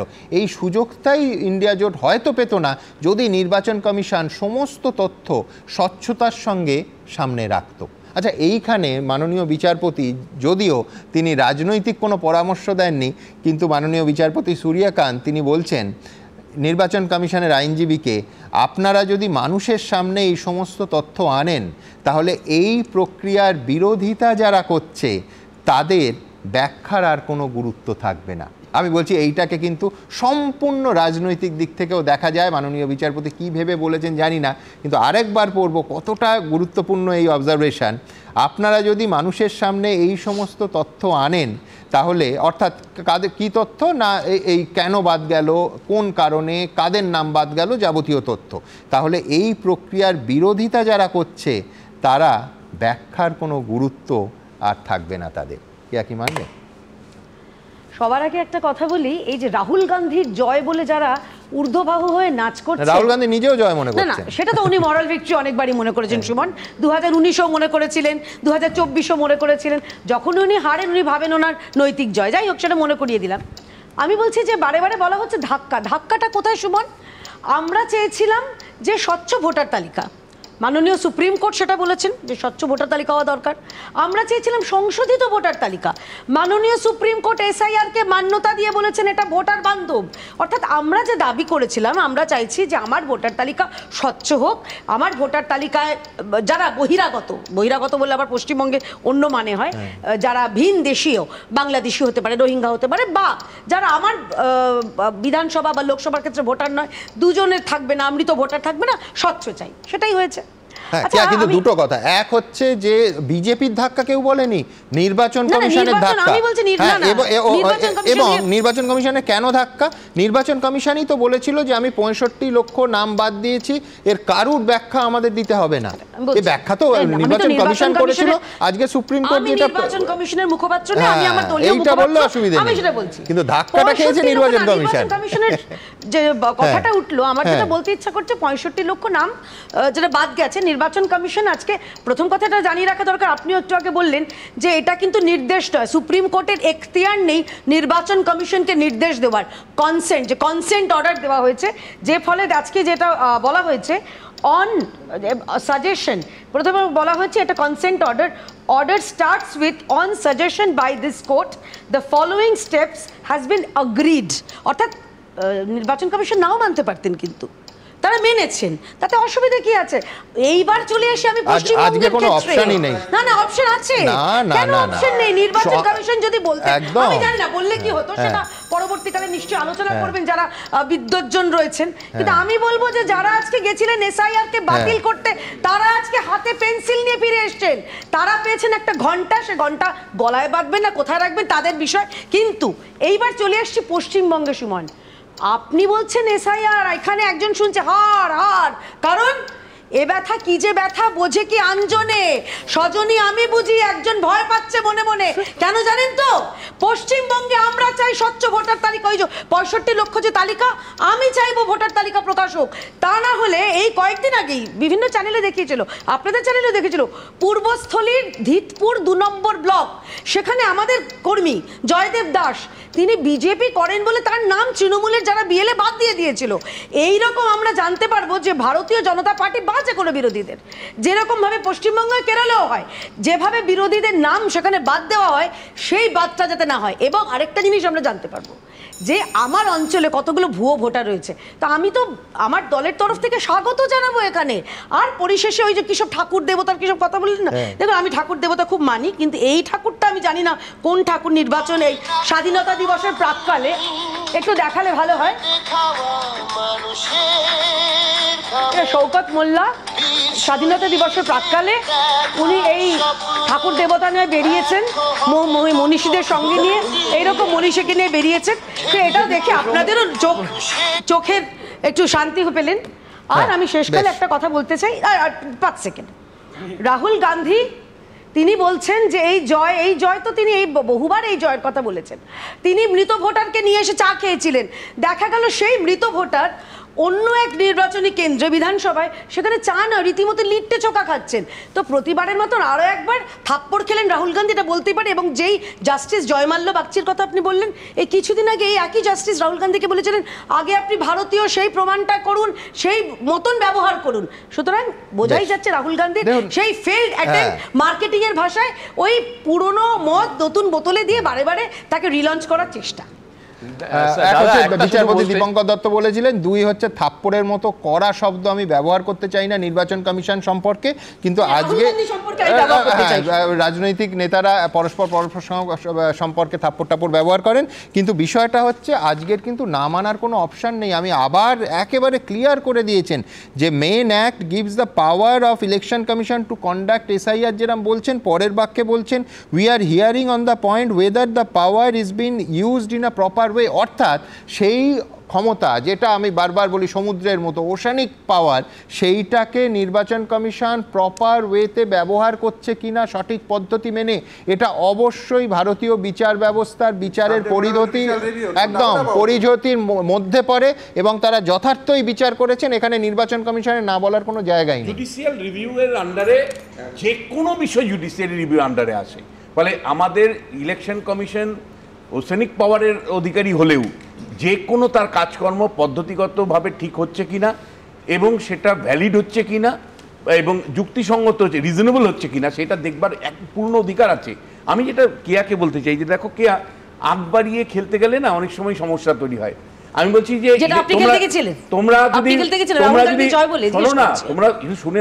তোমরা যদি প্রথম থেকেই বলতে যে এটা ইলেকশন কমিশনের এখতিয়ারের বিষয়, আমরা এর মধ্যে নেই, তাহলে কিন্তু আজকে তোমাদেরকে নিয়ে প্রশ্ন কেউ করতো না। কিন্তু তোমরা প্রথম থেকেই আধার কেন হবে, কেন ভোটারের সাথে মিলিয়ে থাকবে, তোমরা বারবার প্রশ্ন করেছো, তোমরা তোমাদের দায়িত্ব নিতে হচ্ছে। আমরা একবার বলেছি যে আধারকে গণ্য করা হবে না, আধারকে ইউপিআই বলে দেওয়া হয়েছে। আরে আমাদের স্টেক থাকবে কেন? আমরা একবার বলিনি তো, আমরা বলিনি আধারকে গণ্য করা হবে না, নির্বাচন কমিশন বলেছে। আপনি আমার কথাটা বলুন না, আধার প্রাথমিক নথি নয়, আজকে বলা হয়েছে আধার হচ্ছে সহায়ক নথি। আজকে তার জন্য আমাদেরকে দায়বদ্ধ করতে হচ্ছে, আজকে সেই জন্য সংরক্ষিত হচ্ছে। এবং একই সাথে তুমি ভাবো সারা ভারতবর্ষের বিরোধীরা আধার প্রাথমিক নথি নয়, আধার সহায়ক নথি। যদি কারণ নাম বাদ যায় ড্রাফট বিলে, এই ড্রাফট লিস্টে রাহুল গান্ধীর নেতৃত্বে তোমরা পাপ্পুসভা জয়মাল্য একটা সামগ্রিক ঐক্যবদ্ধ অবস্থান দেখাতে পেরেছে। লাস্ট কয়েকদিন ধরে যেভাবে দিল্লিতে ঐক্যবদ্ধ চেহারা দেখাতে পেরেছে। বেশ এক সেকেন্ড। আধার প্রাথমিক প্রাথমিক নথি নয়, আজকেও জানিয়ে দেওয়া হয়েছে স্পষ্ট করে আধার সহায়ক নথি। কোন ক্ষেত্রে? ড্রাফট যে লিস্টে হয়েছে সেখানে যদি কেউ আপত্তি জানাতে পারে সেই ক্ষেত্রে একেবারে দেখুন সুপ্রিম কোর্টের রায়টা আজকে একেবারে পরিষ্কার এবং এটা খুব স্পষ্ট অর্ডার। আমি ঠিক এইটা কৌস্তব চট্টোপাধ্যায়ের কাছে যাব সম্পূর্ণ অন্য একটা দিক থেকে। দেখুন ইলেকশন কমিশন কি বলেছিল যে আধার ভোটার নেব না, তার কারণ এগুলো অত্যন্ত জাল হচ্ছে, বেশি রকম জাল হচ্ছে, সরকারি নথি জাল হচ্ছে বলে নথিটাই খারিজ হয়ে যাবে এটা হতে পারে না। বারবার আইনজীবীরা বলেছেন যে কেস টু কেস বিচার করতে হবে। আমার এখানে প্রশ্নটাকে আরেকটু বড় করতে চাইব, সেটা হচ্ছে দেখুন আধার নাগরিকত্বের পরিচয় নয়, ফেয়ার এনাফ, সেটা পরিষ্কার, কিন্তু আধারটা আজকে মান্যতা পেল, পিরিয়ড, এটা নিয়ে কোনো তর্ক হতে পারে না। ইলেকশন কমিশন ইন ইন্ডিয়া যারা নির্বাচন করে, যারা এসআইআর করে, তাদের নিজের যেটা card, epic card, voter card যাতে সাধারণভাবে আমরা বলি, আমি কিন্তু রেশন কার্ডের কথা বলছি না, তার কারণ সেটা তৈরির নানা রকম অসাধু উপায় আছে, সেটা কখনোই আধার বা ভোটার কার্ডের সঙ্গে তুলনীয় নয়। কিন্তু সেইটা আমার অবশ্যই কৌস্তবের কাছে প্রশ্ন থাকবে, আধার মান্যতা পেলে ভোটার কেন মান্যতা পাবে না? সেখানেও তো কেস টু কেস বিচার করা যায়। এক, দুই হচ্ছে আজকে সুপ্রিম কোর্টের অর্ডার, বেশি পুরনো বেশি পিছনে যেতে হবে না, আজকে সুপ্রিম কোর্টের অর্ডারটা কৌস্তব যদি দেখা যায়, সেখানে বলা হচ্ছে যে এসআইআরের যে লিস্ট বের হবে সেটা কিভাবে সার্চ করা যাবে, এপিক কার্ডের নম্বর দিয়ে। অর্থাৎ আমি একদিকে আধারকে আজকে মান্যতা দিলাম, অন্যদিকে এই প্রক্রিয়ায় ইতিমধ্যে এপিক মান্যতা পেয়ে গেছে। আমার প্রশ্নটা খুব পরিষ্কার, আমি এই প্রশ্ন করতেই পারি, ওই একটা বাংলা প্রবাদ আছে, আমার এই মুহূর্তে ঠিক মনে পড়ছে না, কিন্তু সাতমণি তেল পুড়ে কেন রাধা নাচলো না, এর অর্থও আমি খুব একটা জানি না, যার ফলে আমি সেই দিকে যাব না। কিন্তু এই প্রশ্ন আমার কৌস্তবের কাছে থাকবে একেবারে খুব স্পষ্ট করে, যে আধার যেভাবে মান্যতা পেল, এপিক কার্ড বা ভোটার কার্ড কেন মান্যতা পাবে না? তার কারণ হ্যাঁ জাল হতে পারে, কিন্তু কেস টু কেস তো বিচারও করা যায়। সুমনদা, আমি শুরুতে বলবো যে সাধারণ মানুষের হাতে তো ভোট ছাড়া আর কিছু নেই সুমনদা। একটা ভোট, তার অধিকার ছাড়া তো মোটামুটি সবই গেছে আর কি, পেটে গামছে আর কি সাধারণ অধিকাংশ মানুষের ক্ষেত্রে। তুমি তো ঠিকই বলেছো সুমনদা, বাংলাদেশি সন্দেহ করছি তাই জেনুইন ভোটারদের নাম বাদ দিয়ে দেবো। 2 কোটি না 3 কোটি রোহিঙ্গার গল্প শুনছি আর কি, মানে কেন বলছেন কি বলছেন, আগে মমতা যা বলেছিল এখন শুভেন্দু অধিকারী বলছেন। আমি বলছি বাম আমলেও তো হয়েছিল সুমনদা, তুমি প্রতিদিন বলো SRER হয়েছিল, summary revision of electoral role, চিরকাল হয়, প্রতি বছর হয়, আমরা তো বলছি তার মাধ্যমে বাদ দিতে হবে। অসুবিধা কি আছে? অসুবিধা কি আছে?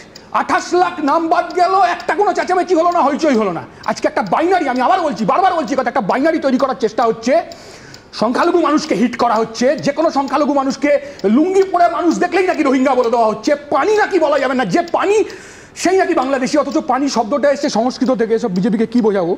আর মমতা আবার কেলেঙ্কারি কথা, মমতা আবার বলছে মমতার ভাষণে প্রথম দিন জেনুইন ছিল না, কিন্তু একটা নামও বাদ দিয়ে দেবো না, পরে সাপ্লিমেন্টারি লিস্টে, ভোটার লিস্টে যেমন সাপ্লিমেন্টারি লিস্ট হয়, পরে সাপ্লিমেন্টারি লিস্টে হচ্ছে ঢুকে গেছে। আমি বলছি সমকাজের সমবেতনের কথাও তো বলেছিল সুপ্রিম কোর্ট, আজকে সুপ্রিম কোর্ট যেমন বলছে, সুপ্রিম কোর্ট কি বলছে, সহজ কথা, right two information, right to knowledge, right to know. আচ্ছা সুমন, আমি জানতে পারবো না আমার নাম বাদ চলে গেল?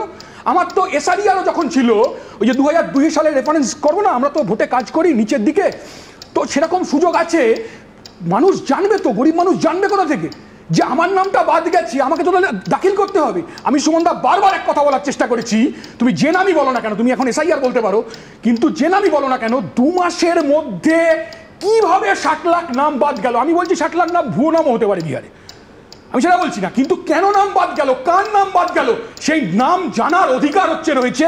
আর এই সুযোগে তৃণমূলের আনন্দিত হওয়ার কিছু নেই। আমি বলছি SIR এর প্রয়োজন ছিল না, SRERটাও যদি ভালো করে হতো। আমি সুমনদা বারবার বলছি, আবার বলছি, আমরা 2 বছর আগে কলকাতা জেলার 4000 বুথে 22,000 ডেড ভোটারের নাম জমা দিয়েছি, 22,000 ডেড ভোটারের নাম জমা দিয়েছি, ডবল এন্ট্রি আছে, লেফট আছে, ডেড আছে, নোটিস আছে। সেই জন্যই তো SIR তোমাদের আরো জোর দেওয়া উচিত, তার কারণ একমাত্র ডোর টু ডোর ভেরিফিকেশন না হলে এই জিনিস তো জল এবং দুধ আলাদা হয় না। সুমনদা, ডোর টু ডোর ভেরিফিকেশন তো অতীতেও হতো না তেমন না, এখন তৃণমূলের আমলে এটা হচ্ছে না তো। তৃণমূল SIR এর গোটা দেশে যে SIR বিরোধী আন্দোলনে ঢুকে পড়েছে, এখানে যাতে ডেড ভোটার না বাদ যায়, এখানে যাতে নোট্রেস ভোটার না বাদ যায়। আমি বলছি একথা যে বিএলওরা, পশ্চিমবাংলার বিএলওরা ওই আধার কার্ড বাতিল হয়েছে বলে আনন্দিত হবেন না, নিরপেক্ষ ভূমিকা নিতে হবে বিএলওদের, ইলেকশন কমিশনকে সে ভূমিকা নিতে হবে, ইলেকশন কমিশনকে তা হচ্ছে দেখতে হবে যাতে অবৈধ ভোটারদের নাম না ঢুকে যায়, তার ক্ষেত্রে দেখতে হবে। এর জন্য SIR এর প্রয়োজন হয় না, SRER করলেই আজ পার্মানেন্ট লেফট যে হয়ে গেছে সুমনদা, 80-90টা করে পার বুথে 80-90টা করে পার্মানেন্ট লেফট আছে, ডেড আছে, নোট্রেস আছে, তারা তো আধার কার্ড দিতেই পারবে না। এর সাথে আমি একটা কথা বলছি সুমন, আর কতবার লাইনে দাঁড়াবো? হ্যাঁ, কতবার ভারতবর্ষের জনগণকে লাইনে দাঁড়াতে হবে? আধার কার্ডের জন্য লাইন, ডিমনিটাইজেশনের জন্য লাইন, এপিক কার্ডের জন্য লাইন, এ তো লাইন দেওয়া সরকার করে দিয়েছে বিজেপি। আমি তো বলছি সুমনদা, আজকে 2002 সালের লিস্ট কেন দেখতে হবে আমাকে? গরিব মানুষ গোটা পশ্চিমবাংলায় তাকিয়ে আছে কখন ইলেকশন কমিশন 2002 সালের লিস্ট নেবে। আচ্ছা 2002 সালে যখন 28 লাখ নাম বাদ গেল, তখন কি 90 সালের লিস্ট দেখতে হয়েছে? তুমি তো ঠিক বলেছো সুমনদা, তোমার সাথে 100% একমত। যখন এপিক কার্ড তুমি করছো, তখন তুমি বার্থ সার্টিফিকেট চেক করছো না কেন? যখন তুমি আধার কার্ড করছো, তখন তুমি রেসিডেন্সিয়াল সার্টিফিকেট চেক করছো না কেন? আজকে যে প্রুফগুলো তুমি দিয়ে দিয়েছো, ও তো তৃণমূলের কাউন্সিলরদের কাছে, পঞ্চায়েতের প্রতিনিধিদের কাছে গিয়ে 500 টাকা দিলে, 1000 টাকা ঘুষ দিলেই তো, মাল দিলেই তো হয়ে যায় ব্যবস্থা। তাহলে কথা হচ্ছে এপিক কার্ড আমি মানুষ লাইন দিয়ে করলো, আধার কার্ড মানুষ লাইন দিয়ে করলো, তুমি তাতে নজরদারি দিতে পারছো না। এটা ঠিক, একথা ঠিক, আমি বলছি একথা, দায়িত্ব নিয়ে বলছি একথা। বহু জায়গায় 500-1000 টাকা দিয়ে ফলস আধার কার্ড, ডায়মন্ড হারবারের বুথের রেজাল্ট আমি বলছি আবার, কংগ্রেস নেতারা চেক করুন, যারা মিটিং করছেন, যারা কথা বলছেন, রাহুল গান্ধী যে অভিষেক ব্যানার্জির সাথে কথা বলছেন, জিজ্ঞাসা করুন, কেলেঙ্কারি কাণ্ড হবে। বুথে বুথে অবৈধ ভোটার, বুথে বুথে 7 লাখ ভোটে জিতেছেন অবৈধ ভোটারদের নিয়ে। সেই তথ্যটাও তুলে ধরেছি যে অনুরাগ ঠাকুরের ভয়েসে যেভাবে সিপিএম বলছে, মানে এখানে পশ্চিমবঙ্গে বামরা ম্যাক হয়ে গেছে, তো সেই ভয়েসটা পাওয়া যাচ্ছে, সেই রিফ্লেকশনটা পাওয়া যাচ্ছে। সেই রিফ্লেকশনের কনটেক্সটে আমরা পরিষ্কার আজকে তুলে ধরেছি যে অভিযোগ, ভিত্তিহীন অভিযোগ ঠাকুর করেছেন, সেটা ভুয়ো, সেটা মিথ্যে। এবং ওইখানেরই একজন রেলে চাকরি করা, শেষ করে দেবো, রেলে চাকরি করা একজন লোকের নাম বেরিয়েছে, সে নাকি বিজেপি করে, রেলে চাকরি পেল কি করে? ভুয়ো। রেলে চাকরির সময় তো ভেরিফিকেশনটা হয় রেলের, কেন্দ্র সরকারের। দুটো কথা বলি, প্রথমে এই সব কি সব জোট টোট আপনি বললেন, তো এই পশ্চিমবঙ্গের কোস্তাব বললেন বাইনারির কথা। আমি তো দেখছি যে আপনি যে জোটের কথা বললেন, সেই জোট তো এখানে এসেই ভেঙে গেছে, মানে জোট তৈরি হইতে হইতে ভাঙিয়া গেল। তো এর জোটের কি মান্যতা আছে বা কতদিন লেনদি আছে জানি না। তো ইন্টারেস্টিং একটা তথ্য আপনাকে বলি, এই যে যে ভোটার বাদ গেছে, ভোটারের নাম 2023 সালে তেলেঙ্গানায় ভারতীয় জনতা পার্টি সেই রাজনৈতিক দল যারা বলেছিলেন নির্বাচন কমিশনকে যে তালিকাটা প্রকাশ করুন। তো সেই জায়গায় দাঁড়িয়ে আজকে আমরা কেন বলছি যে এই তালিকাটা প্রকাশ হোক, আমরাও খুশি হয়েছি, কারণ পশ্চিমবঙ্গের, আমি দেখুন, আমি তো আঞ্চলিক তৃণমূলের মতো না হলে, আমরা সর্বভারতীয় দলের হলেও আমি পশ্চিমবঙ্গের, তোমাদের মতো অত উচ্চাকাঙ্ক্ষা নেই, আমি বাংলা। তো বাংলার ক্ষেত্রে আমরা তো চাইবো যে আমার পাশের বাড়ির লোকটা, আমার বডি গুলশান কলোনিতে কতজন বহিরাগত আছে সেটা জানতে হবে। আর এদের যে প্রবলেম তো আমাদের স্বাভাবিক হবেই সুমন, কারণ এদের যে কোর ভোট ব্যাংক, এদেরও কোর ভোট ব্যাংক এক, যেটা মমতা বন্দ্যোপাধ্যায় এদের বিরুদ্ধে অভিযোগ আছে, ইলেকশন কমিশন 2024 সালের ভোটের আগে ওই গুলশান কলোনিতে গিয়ে মিশন হয়ে গেছে। কিন্তু আমি বলছি পরিযায়ী শ্রমিকদের যে ইস্যুটা উঠলো আজকে, এটাতেও সুপ্রিম কোর্টের মাননীয় বিচারপতিদের এই বেঞ্চ মারাত্মক অবজারভেশন দিয়েছে। আমি মূল প্রতিবেদনে যাব, তার আগে বলে নিই যে এই যে পুলিশি ধরপাকড় নিয়ে গেল রব উঠেছে, সেটা সম্পূর্ণভাবে আজকে কোর্টে মাননীয় বিচারপতি সূর্যকান্তের একেবারে স্বীকৃতি এবং সমর্থন পেয়েছে। এই ভাষায় মাননীয় বিচারপতি বলেছেন যে suppose someone has come illegally in India, how to deal with that situation. একেবারে পরিষ্কার প্রশ্ন, ইফ দে ডোন্ট ডিটেন, মানে পুলিশের কথা বলছে, তাদের আটক না করলে হি উইল ডিসঅ্যাপিয়ার, একেবারে উধাও হয়ে যাবে। অর্থাৎ এই রাজ্যে রাজ্যে যে পুলিশ তদন্ত চালাচ্ছে, পুলিশ আটক করছে, এইটা কিন্তু আজকে সুপ্রিম কোর্টের একটা মান্যতা। আমি জানি এই নিয়ে বিতর্ক হবে, তা নিয়ে এক্ষুনি আমরা আলোচনা করব, কিন্তু মাননীয় বিচারপতিরা ঠিক কি বলেছেন দেখাবো। দেশ জুড়ে অবৈধ বাংলাদেশিদের বিরুদ্ধে যে অভিযান চলছে, তার উপর কোনো অন্তর্বর্তীকালীন স্থগিতাদেশ দিল না সুপ্রিম কোর্ট। বৃহস্পতিবার বিচারপতি সূর্যকান্ত, বিচারপতি জয়মাল্য বাগচির ডিভিশন বেঞ্চ অত্যন্ত তাৎপর্যপূর্ণভাবে মামলাকারীর আইনজীবীর উদ্দেশ্যে বললেন, ধরুন কেউ ভারতে অবৈধভাবে এসেছে, তাহলে সেই পরিস্থিতি কিভাবে মোকাবিলা করবেন? আটক না করলে তারা উধাও হয়ে যাবে। নদিয়া জেলার যে পরিযায়ী শ্রমিক আছে, মুর্শিদাবাদের যে মুসলমান ভাইরা পরিযায়ী শ্রমিক আছেন যারা ভারতীয়, তাদের কোনো সমস্যা নেই।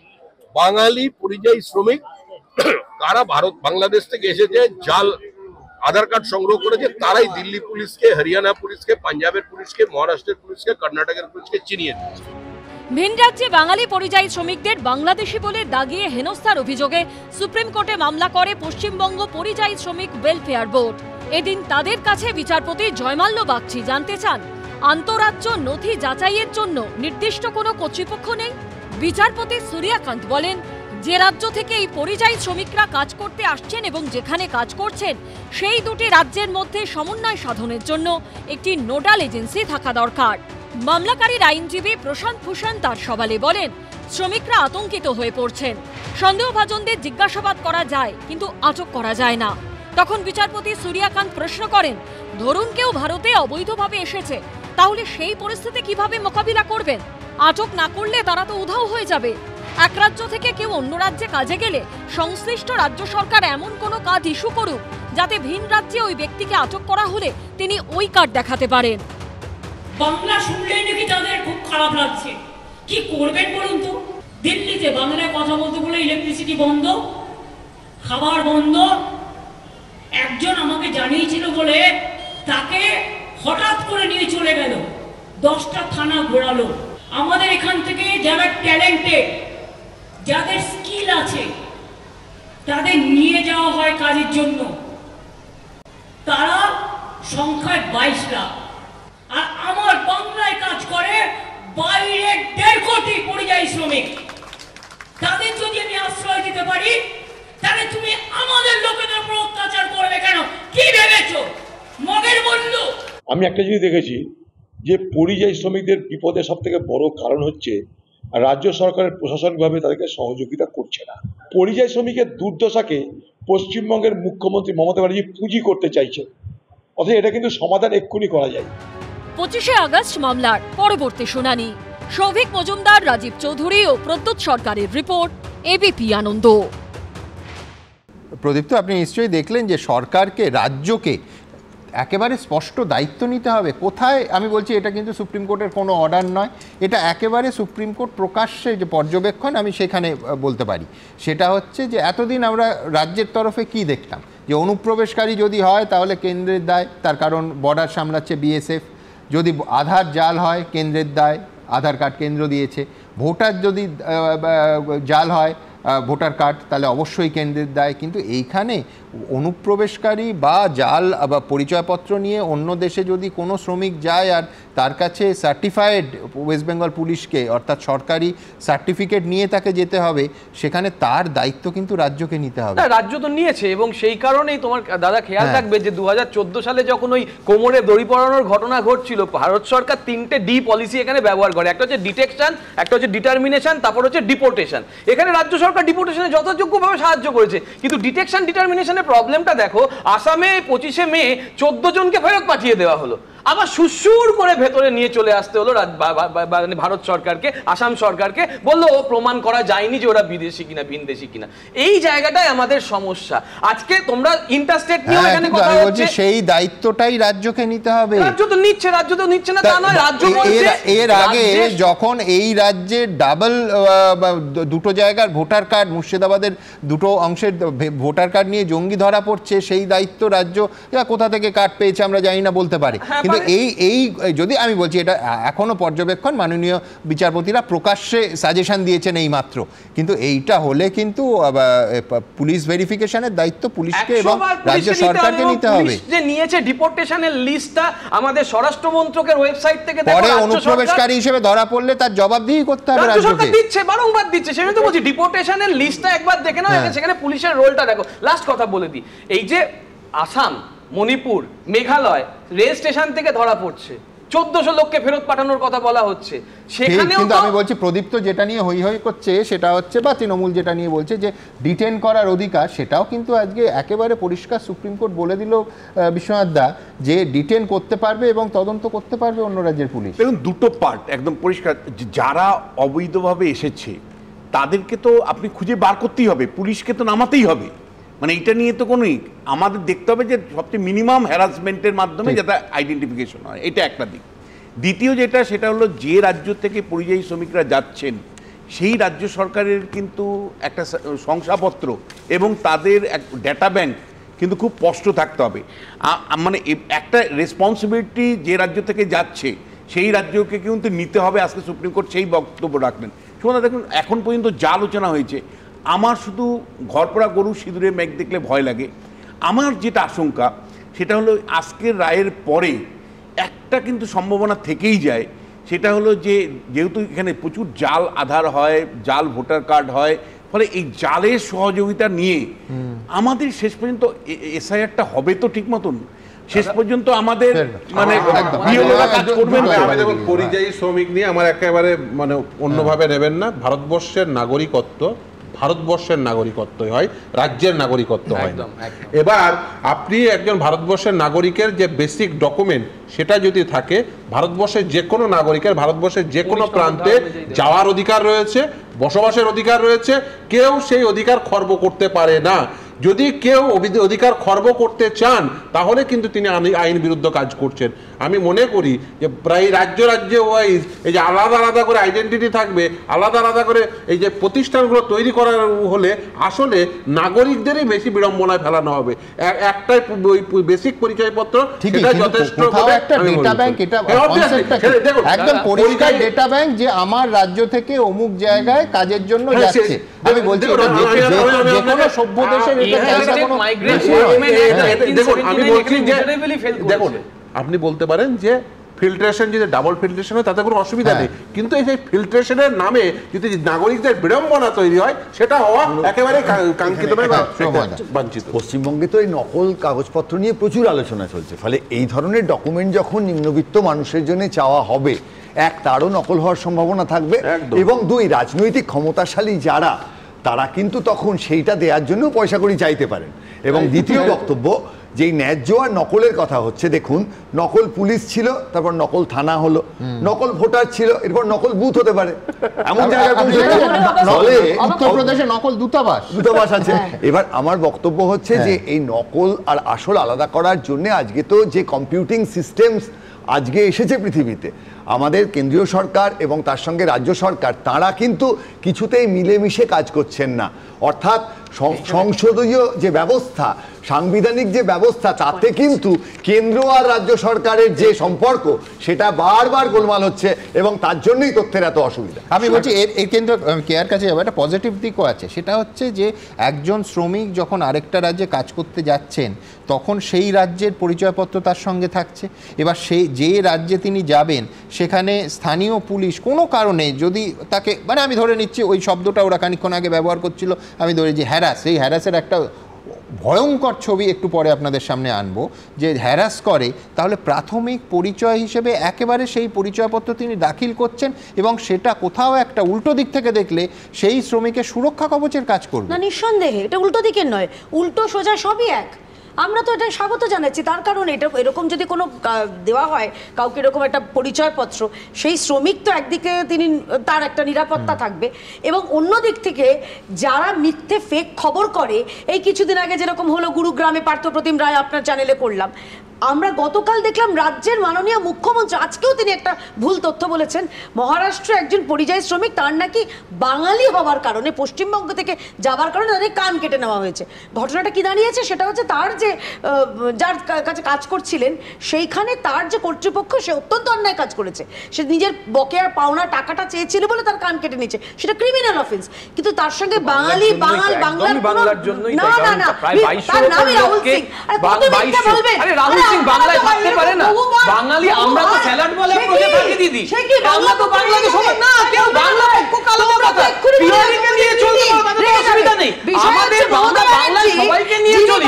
রবীন্দ্রনাথ ঠাকুর পাঞ্জাবি থেকে শুরু করে বাংলায় এসেছেন, নয়ডায় নাকি কোন বাঙালিকে তাকে হোটেল দেওয়ায়নি, এত মিথ্যাচার, খোঁজ নিয়ে দেখুন, নিশ্চয়ই অন্য কোনো কারণ। তাহলে সুপ্রিম কোর্টে এমনি এমনি কেসটা নেওয়া চলছে তো, এমনি এমনি কেস চলছে তো, আমি যাব পরের প্রতিবেদনে যাব, তার আগে ক্রিয়াদি ঠিক বুঝেছি। আমি বলছি 2011 সালের পর থেকে সেন্সাসটা হলে কিন্তু অনেক সমস্যার সমাধান করতে হওয়া যেত, সেইটা করা হলো না। দ্বিতীয় কথা সম্বন্ধে আমি একটা কথা বলবো, যে ফিরদৌসদা বলেছে কথাটা, আচ্ছা ধরো গড়িয়ার মোড়ে একজন নন বেঙ্গলি ফুচকাওয়ালা, তাকে বাংলা পক্ষ থেকে যখন পেটাচ্ছি যে কেন তুমি ফুচকা বিক্রি করছো এখানে, তখন এটা আমাদের খেয়াল থাকছে তো যে অনেক বাঙালি পশ্চিমবাংলায় কাজ নেই, চাকরির সুযোগ নেই, অনেক বাঙালি বাইরে যায়।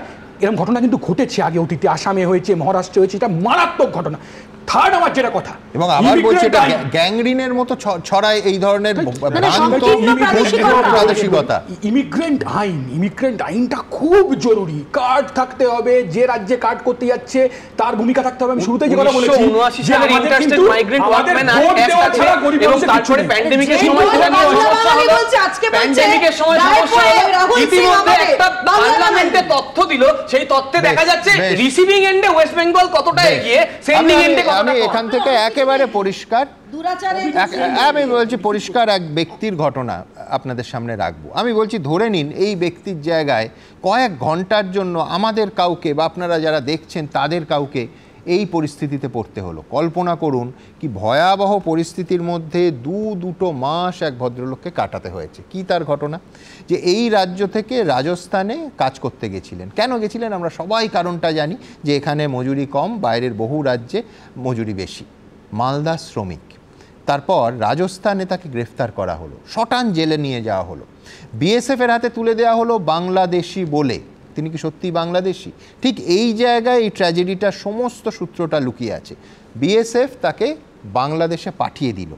তারপর মালদায় তার পরিবারের মানুষ যারা প্রত্যেকে ভারতীয় নাগরিক, আমার আপনার মতো নাগরিক, এবং সেই মালদা শ্রমিক যিনি আমার আপনার মতোই ভারতীয় নাগরিক, যাকে ধাক্কা দিয়ে প্রায় জোর করে বাংলাদেশে পাঠিয়ে দেওয়া হয়েছে, সেইখানে তার পরিবার হাইকোর্টে গেল, হেভিয়াস কর্পাসে মামলা হলো, হাইকোর্ট আদেশ দিল তাকে হাজির করো আগে। বিএসএফ তখন আবার বাংলাদেশে যোগাযোগ করলো। এরকম 7টা ঘটনা একদিন আপনাদের সামনে রেখেছিলাম।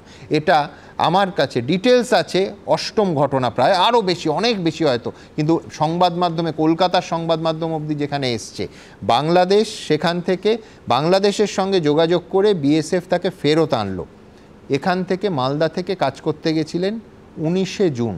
তারপর প্রায় 2 মাস কি অকারণে অমানুষিক অত্যাচারের মধ্যে কাটাতে হলো এই ভদ্রলোককে, যাকে শেষ পর্যন্ত বাংলাদেশ ফিরিয়ে দিল। এবং সৌভাগ্যের বিষয়, আজকে কলকাতা হাইকোর্টের নির্দেশে তাকে কলকাতা হাইকোর্টে অবশেষে তিনি হাজির হতে পারলেন। আজকে পরিবারের সঙ্গে তিনি মিলিত হলেন। আমি বলছি এই ট্র্যাজেডি, তার এই যন্ত্রণার জবাবদিহি কে করবে? পরের প্রতিবেদন। অনেক অত্যাচার করেছে, অনেক আমাকে মেরেছে, আমাকে বাংলাদেশি বলে অনেক অত্যাচার করেছে। ভিন রাজ্যে কাজে গেছিলেন, সেখানে যে এরকম অভিজ্ঞতার মুখোমুখি হতে হবে দুঃস্বপ্নেও কল্পনা করতে পারেননি মালদার কালিয়াচকের আমির শেখ। তার অভিযোগ, বাংলাদেশের সন্দেহে রাজস্থানে তাকে গ্রেপ্তার করে পুলিশ, তারপর বাংলাদেশি বলে দাগিয়ে বাংলাদেশে পুশব্যাক করা হয়। অবশেষে কলকাতা হাইকোর্টের নির্দেশে বসিরহাটের গোজাডাঙ্গা সীমান্ত দিয়ে বাংলাদেশ থেকে দেশে ফিরলেন কালিয়াচকের যুবক। 2.5 মাস আগে রাজস্থানের ঠিকা শ্রমিক হিসাবে কালিয়াচকের বাসিন্দা আমির শেখ কাজ করতে গিয়েছিল। তার যেটা অভিযোগ, যে এরপরই রাজস্থানে তাকে পাকড়াও হতে হয় পুলিশের হাতে এবং বেশ কয়েক মাস জেল খাটতে হয়, এবং তারপর বাংলাদেশি হিসাবে তাকে দেখা হচ্ছিল এবং তাকে বিএসএফের হাতে তুলে দেওয়া হয়, তাকে পুশব্যাক করা হয় বাংলাদেশে। আমি গিয়েছিলাম এখানে 3 মাস আগে, আমি রাজস্থান গিয়েছিলাম। আমাকে থানা নিয়ে গেল, আগে ধরে থানা নিয়ে গেল। থানা নিয়ে যাওয়ার পর আমাকে বলছে ডকুমেন্টস দেখা, দলিল থেকে নিয়ে শুরু করে A to Z মাঙা। আমি সব কিছু মাঙিয়েছিলাম। আমার বাবাকে কল দিলাম, জন্ম সার্টিফিকেট দেখিয়েছি, দেখানোর পরও আমাকে মানেনি। তারপর আমাকে জেলে দিয়ে দেয়। 19শে জুন কালিয়াচকের জামালপুরের বাসিন্দা আমির শেখ কাজের সন্ধানে রাজস্থানে যান। তার অভিযোগ, 22শে জুলাই পর্যন্ত রাজস্থানে জেলে রাখা হয়, 23শে জুলাই বাংলাদেশে পাঠিয়ে দেওয়া হয়। 5ই আগস্ট আমির শেখের পরিবার জানতে পারেন তিনি বাংলাদেশে রয়েছেন। 7ই আগস্ট হাইকোর্টে মামলা হয়। হাইকোর্ট নির্দেশ দেয় পরিবারের কাছে ফিরিয়ে দিতে হবে আমির শেখকে। এরপরে 12ই আগস্ট দেশে ফেরানো হয়। বৃহস্পতিবার পশ্চিমবঙ্গ পুলিশের হাতে তুলে দেওয়া হয় আমির শেখকে। রাজস্থানে জেল খাটলাম 2 মাস। 2 মাস পর আমাকে আবার কুচব্যাক করে দেয়। আমি ইন্ডিয়ার বাসিন্দি বলেছি, তা ওরা জবরদস্তি লিখেছে না এর বাংলাদেশি। আমাকে দিল বেসের হাতে তুলে, আমাকে রাত 1টার সময় আমাকে গেট খুললো। গেট খুলে আমাকে বললো এই সিজা রাস্তা আছে, চলে যা, ডান দিকে জেলে গুলি খাবি, বাম দিকে জেলে গুলি খাবি। এই ভয়ঙ্কর ঘটনা নিয়ে শুরু হয়েছে রাজনৈতিক চাপানোতর। পরিযায়ী শ্রমিকদের আটক করা যায়, সন্দেহ করে, তার জন্য ডিউ প্রসেস অফ ল আছে। পুলিশ কি হামলা করতে পারে, মারতে পারে, মাথা ভাঙতে পারে, পা ভাঙতে পারে, কোন আইনে বলেছে? তারপরে ধরে যারা পরিযায়ী শ্রমিক আছে তাদেরকে ধরে ধরে তুলে নিয়ে গিয়ে ওখানে ভর্তি ঢুকিয়ে দেওয়া হয়েছে। তার কাছে যখন ডিপোর্ট করা হয়েছে তিনি যে রেলেভেন্ট ডকুমেন্টস দেখাতে পারেননি। বৈধ ভোটার ভারতবর্ষের বা পশ্চিমবঙ্গের হিন্দু, মুসলিম, খ্রিস্টান যে কেউ হোক, তাদেরকে কেউ টাচ করবে না। ভিন রাজ্যে বাঙালি পরিযায়ীদের একাংশকে হেনস্থার অভিযোগ বারবার সামনে আসছে, আর তাকে হাতিয়ার করে চড়ছে রাজনীতির পারো। আবিদ দত্ত, অভিজিৎ চৌধুরী ও সমীরণ পালের রিপোর্ট, এবিপি আনন্দ। আজকে সুপ্রিম কোর্টে যা হলো তা নিয়ে আপনারা কি ভাবছেন? আপনারা জানেন আমাদের ভেরিফাইড এক্স অ্যাকাউন্ট সঙ্গে সুমন @IAM সুমন। প্রচুর মন্তব্য, দ্রুত একটা মন্তব্য নিয়ে নেব। শর্মিষ্ঠা দত্ত লিখছেন, সব কার্ড জাল করা যায়, তাই বৈধ নথি হিসেবে যাকেই গ্রহণ করা হোক তাতে কিছু না কিছু জল মিশবেই। ভূপতি নস্কর লিখছেন, ভুয়োরা যাতে গলে না যায় তার জন্য কেন্দ্র ও রাজ্যকে একজোট হয়ে কাজ করতে হবে। আশরাফ মির্জা লিখছেন, ভোটার কার্ড, আধার, রেশন, প্যান যদি মান্য না হয় তাহলে এর ভিত্তিতে এতদিন কেন সরকারি প্রকল্পের সুবিধা দেওয়া হলো? দেবব্রত ঘোষ লিখছেন, শীর্ষ আদালতের রায়, কমিশন ও রাজ্যের দ্বৈরথ আশা করি এবার স্থগিত হবে। সুভাষ ঘোষ লিখছেন, আধার মান্যতা পাওয়ায় বিরোধীদের ক্ষোভ অনেকটাই প্রশমিত হবে। আর ঠিক এইখান থেকেই আমি আমার পরের প্রতিবেদন, অত্যন্ত জরুরি প্রতিবেদন, কারণ কালকে এই অনুষ্ঠান যখন করছিলাম তখন এই ঘটনা সেইভাবে সমস্ত ডিটেলস নিয়ে সামনে আসেনি। যাদবপুর বিশ্ববিদ্যালয়ে কি হয়েছিল আপনারা প্রত্যেকে জানেন। শিক্ষামন্ত্রীর গাড়ির সামনে বিক্ষোভ, আর সেই ঘটনায় স্পেনে এক গবেষক সেখান থেকে বাড়ি ফিরছিলেন। লুকআউট নোটিশ জারি করেছিল কলকাতা পুলিশ, দিল্লিতে নাবামাত্র তাকে গ্রেফতার করা হয়।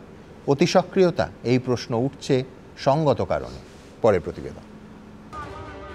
পয়লা মার্চ যাদবপুর বিশ্ববিদ্যালয়ে শিক্ষামন্ত্রী ব্রাত্য বসুর গাড়ি ঘিরে গন্ডগোলের ঘটনায় বুধবার দিল্লি বিমানবন্দরে পা দেওয়ার সঙ্গে সঙ্গে গ্রেপ্তার করা হল যাদবপুর বিশ্ববিদ্যালয়ের প্রাক্তনী এবং স্পেন ফেরত বাঙালি গবেষক হিন্দল মজুমদারকে।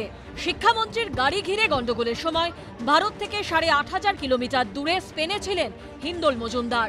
কিন্তু পুলিশ সূত্রে দাবি করা হচ্ছে, স্পেনে বসে যাদবপুরে শিক্ষামন্ত্রীর গাড়িতে হামলার পরিকল্পনা করেন গবেষক হিন্দল মজুমদার। কোথায়, কিভাবে বিক্ষোভ হবে, এমনকি শিক্ষামন্ত্রীর উপর হামলা চালানোর নির্দেশও দেন তিনি। DC SSD Mrs Bidisha Kalita, ওনার সঙ্গে কথা হয়েছে, যেটা উনি বললেন যে শিক্ষামন্ত্রীর যে ঘটনাটা ঘটেছিল আমাদের ক্যাম্পাসে, সেই সময় বোধহয় কিছু হোয়াটসঅ্যাপ চ্যাটে পোস্ট বা ফেসবুকের পোস্টে কিছু ওনারা পেয়েছেন, ওনাদের মনে হয়েছে যে ও ইনভলভড আছে, এরকম আর কি। যদিও তখন মানে তার অনেক আগে থেকেই ও স্পেনে, এবং ঘটনার সময় ও স্পেনে ছিল। ধৃত হিন্দল মজুমদারের বাবা যাদবপুর বিশ্ববিদ্যালয়েরই কম্পিউটার সায়েন্স অ্যান্ড ইঞ্জিনিয়ারিং এর প্রাক্তন অধ্যাপক। মা শাশ্বতী মজুমদার যাদবপুরের ইলেকট্রিক্যাল ইঞ্জিনিয়ারিং এর প্রাক্তন অধ্যাপক। দিদি দিল্লি আইআইটির প্রজেক্ট কোঅর্ডিনেটর। যাদবপুর বিশ্ববিদ্যালয় থেকে ফার্মাসিতে বিটেক করার পর স্কলারশিপ নিয়ে স্পেনে গবেষণা করতে যান হিন্দল মজুমদার। ছেলের বিরুদ্ধে ওঠা অভিযোগ এবং বিদেশ থেকে দেশে পা দিতে না দিতে তার গ্রেপ্তারির খবর শুনে বিস্মিত হিন্দলের অধ্যাপক মা বাবা। বাঙালি অস্মিতার কথা এখন চারদিকে উঠছে, তো বাঙালি স্কলার, তো তার অস্মিতার কি অবস্থা দেখুন, এই আর কি। আর কি বলবো বলুন। অনুশোচনা যে এইরকম আমরা এই রাজ্যের জন্য, এই দেশের জন্য আমরা কিন্তু সারা জীবন এখানেই পড়ে রয়েছি। ছেলে এই এত ভালো মেরি কুরি ফেলোশিপ পাওয়ার পরেও ওর স্যারেরাই ওকে জোর করে পাঠিয়েছেন যে যাও, তাহলে ইউনিভার্সিটির সুনাম বাড়বে, আমাদের মার্কিং মার্কসটা বাড়বে ইউনিভার্সিটির। তার মধ্যে এরকম হঠাৎ করে এই আঘাতটা আসবে আমাদেরই নিজেদের শহর থেকে, সেটা আমি অ্যাটলিস্ট ভাবিনি। আগে থেকে লুকআউট নোটিশ জারি করে রাখা এবং দেশে পা দেওয়া মাত্র যেভাবে বাঙালি গবেষককে গ্রেপ্তার করা হয়েছে, তাতে কার্যত বিস্মিত প্রাক্তন পুলিশ কর্তাদেরই একাংশ।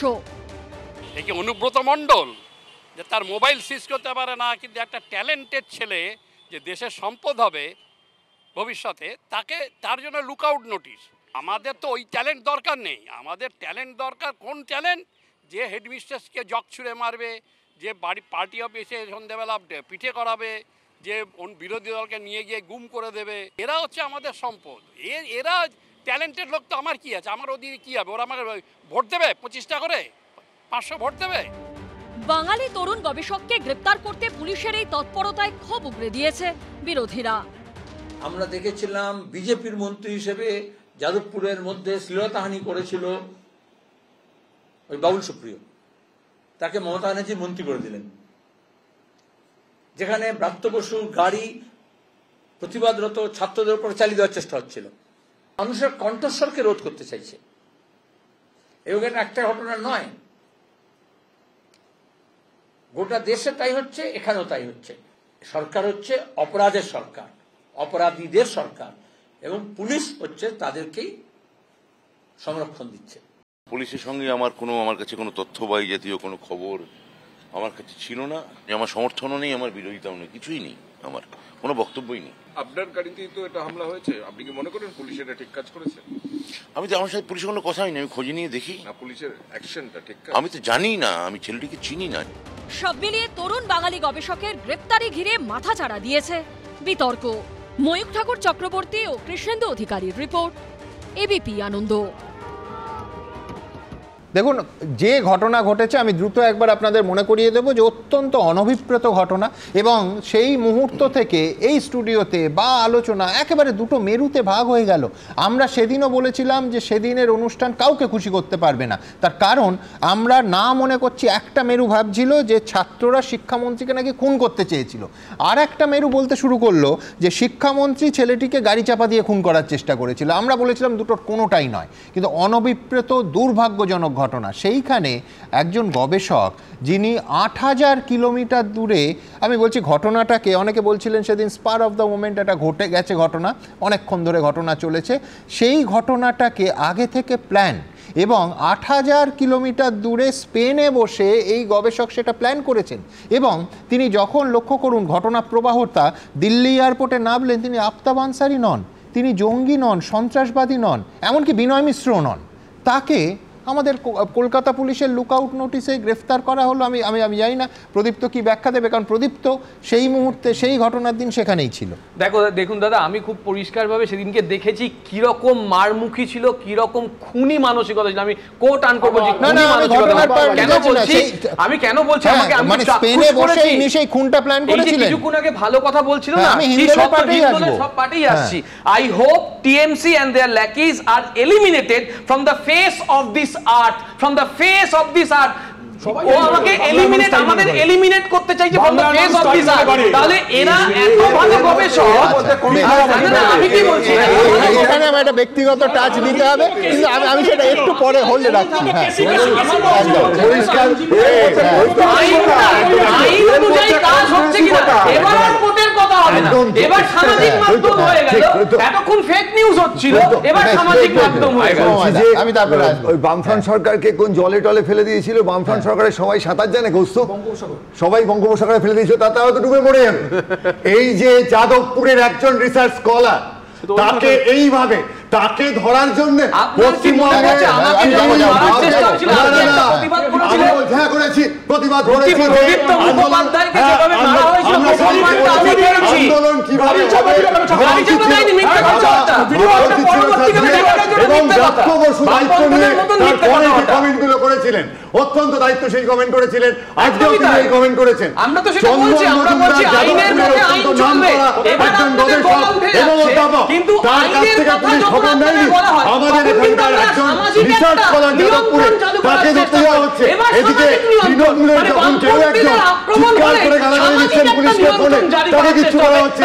আমার বক্তব্য, এই ছাত্র আন্দোলনে এইভাবে একজন যাদবপুরের গবেষককে এইভাবে হ্যারাস করা, এই দেশে আজকে যে লোকটিকে বাঁচিয়ে দেওয়া হয়েছিল, বাংলাদেশে বাঁচিয়ে দেওয়া হয়েছিল,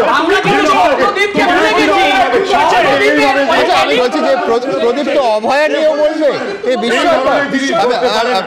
বিস্ময়কর অভয়ার কথা বলছে, কি কথা শুনি মন্তরা, ওইটাই তো বলছি, আমরা বলছি স্বপ্নদীপ আর এলি, তুমি কপেছো, তুমি ক্লাস পাও না, তাতে অসুবিধা নেই, কিন্তু আপাতত জিরো ক্লাসে রয়েছে। এলিট বলে তৃণমূল কংগ্রেস, তৃণমূল কংগ্রেস এলিট বলে, কিন্তু স্বপ্নদীপ নিয়ে আজকে 14 জন এই হতেই পারে, এইভাবে এই ঘটনা ঘটতেই পারে, এইভাবে যাদবপুরের একজন রিসার্চ স্কলার, তার কোনো খবর নেওয়া হয়নি, কেবল আক্রমণ করা, শিক্ষিত আমি অনুষ্ঠানটা এগিয়ে নিয়ে যাবো, আমি আইনের কথাই আসবো ফিরদৌস শামীমের কাছে। তার আগে একটা ব্যক্তিগত অনুষঙ্গ শেয়ার না করে পাচ্ছি না, আমি জানি না আমার কি করা উচিত ছিল।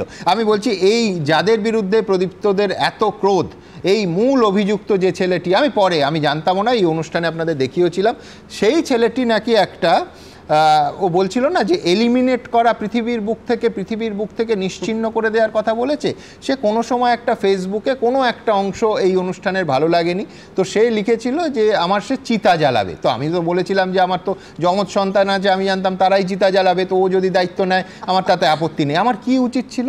পুলিশে কমপ্লেন করে ওই ছেলেটিকে জেলে পোড়া? আমি জানি না, আমি সত্যি কনফিউজ। আইন কি বলে? দেখুন, আমি প্রথমেই বলি, উনি যে শব্দগুলো পড়লেন না, তার সঙ্গে মানে ওই ঘটনার ক্রিমিনাল কনস্পিরেসির কি সম্পর্ক আমার সত্যি মানে বোধগম্য হলো না। একটা আপনি যখন বলছেন যে ক্রিমিনাল কনস্পিরেসি রয়েছে, তাহলে যে ঘটনাটি ঘটেছে সেই ঘটনার সঙ্গে তো একটা সম্পর্ক থাকবে। ওই ফেসবুক পোস্ট এর কি সম্পর্ক আমার সত্যি বোধগম্য হয়নি। দ্বিতীয় কথা বলি, দেখুন পুলিশ কোর্টে যেটা বলেছে এই ঘটনার নাকি, অর্থাৎ ঘটনাটা প্রি প্ল্যান এবং মূল চক্রী হচ্ছে এই হিন্দোল বাবু, পুলিশ বলেছে। এবার তার তো একটা সাবস্ট্যান্টিভ কোনো প্রমাণ থাকবে, তার তো কোনো ডকুমেন্ট থাকবে, তার তো কোনো এভিডেন্স থাকবে। শুধুমাত্র বলার জন্য কোথাও থেকে একটা ফেসবুক পোস্ট নিয়ে এলেন, দিয়ে বললেন যে এটার মানে হচ্ছে ক্রিমিনাল কনস্পিরেসি ছিল। দেখুন, এরভাবে হয় না। আইনগতভাবে আপনাকে ক্রিমিনাল কনস্পিরেসি প্রমাণ করতে হবে, তারপরে তো এই কথা বলতে পারেন। দেখুন, খুব পরিষ্কার একটা তত্ত্ব এই পশ্চিমবঙ্গে এখন চলছে, সেটা হচ্ছে মেধাবী মানুষকে এই পশ্চিমবঙ্গে এই মুহূর্তে শাসক পক্ষ, শাসক দল চাইছে না। এটা হচ্ছে আমার নাম কেয়া। আইন আইনের মতন চলবে নিঃসন্দেহে, এটা নিয়ে কোনো দ্বিমত নেই। কিন্তু এই সরকার ছাত্র বিরোধী, এই সরকার শিক্ষা বিরোধী, এবং এই শিক্ষামন্ত্রীর আমলে শিক্ষা ব্যবস্থা সামগ্রিকভাবে যে অধঃপতন ঘটেছে তা আমরা বিভিন্ন সময় বিভিন্ন ক্ষেত্রে দেখছি। ৮,০০০ স্কুল বন্ধ, এই রাজ্যে এখন যোগ্য শিক্ষকরা রাস্তায়, যারা পরীক্ষা দিয়েছিলেন ৩২ লক্ষ তারা রাস্তায়, সবাইকে রাস্তায় নামিয়ে দিয়েছেন। কিন্তু এরই সঙ্গে এটা বললে হবে না, আরে এই রাজ্যে যারা মেধাবী, উচ্চ মেধাবী ছেলে সম্পূর্ণ অনিশ্চয়তার মধ্যে বসে আছে। আমি একটা অপ্রিয় সত্যি কথা বলতে চাই, দিনের শেষে মমতা ব্যানার্জি পুলিশ প্রশাসন কি পারতো না এই যাদবপুরে যারা বদনামি করেছে, কারণ শিক্ষামন্ত্রী গাড়িতে যেভাবে সেদিন আক্রমণ হয়েছিল সেটা একেবারেই সমর্থনযোগ্য নয়, এরা চাইলে পারতো না? পারবে না, না করবে না। কারণ ভোটের সময় এরা সব নো ভোট টু বিজেপির অংশ হয়, এরা সব একসঙ্গে তখন এই সিপেমুল হয়ে যাবে, তখন ওই জোট করলে তখন আবার জোট হয়ে যাবে। এইমাত্র শামীমদার যে কথাটা সেটাকে কেটে দিল যে আমরা নাকি এদেরকে এলিটদের মানি না। আমি শুধু একটাই কথা বলবো সুমনদা, অনেকগুলো অবস্থা খারাপ হয়েছে। ৮,০০০ স্কুল যেমন বন্ধ হয়েছে, কোনো কলেজে এখনো পর্যন্ত লিস্ট বেরোয়নি, কোনো কলেজে লিস্ট বেরোয়নি। অথচ দেখো যাদবপুর কিন্তু ভর্তি করে নিল। বেসরকারি বিশ্ববিদ্যালয়গুলোতে যাতে ছেলেমেয়েরা ভর্তি হয়, 1 লাখ টাকা 5 লাখ টাকা দিয়ে ছেলেমেয়েরা ভর্তি হয়ে যাচ্ছে। ক্যালকাটা ইউনিভার্সিটির কোনো কলেজে এখনো পর্যন্ত লিস্ট বেরোয়নি, জয়েন্ট এন্ট্রান্সের রেজাল্ট বেরোয়নি, পুরোটাকে তুলে দেওয়ার চেষ্টা করছে। আর এই মেধাবী ছাত্রছাত্রীদের এত তৎপরতা কিসে? পুলিশ তো ঘুমিয়েছিল। অনুব্রত মণ্ডল যে ঘটনা করেছে, অনুব্রত মণ্ডলকে অ্যারেস্ট করা, সেদিন ওর মোবাইলটুকু নিয়ে নেয়নি। পুলিশের কিসের এত সক্রিয়তা? একটা মেধাবী ছেলে, সে ওখান থেকে পরিকল্পনা করলো।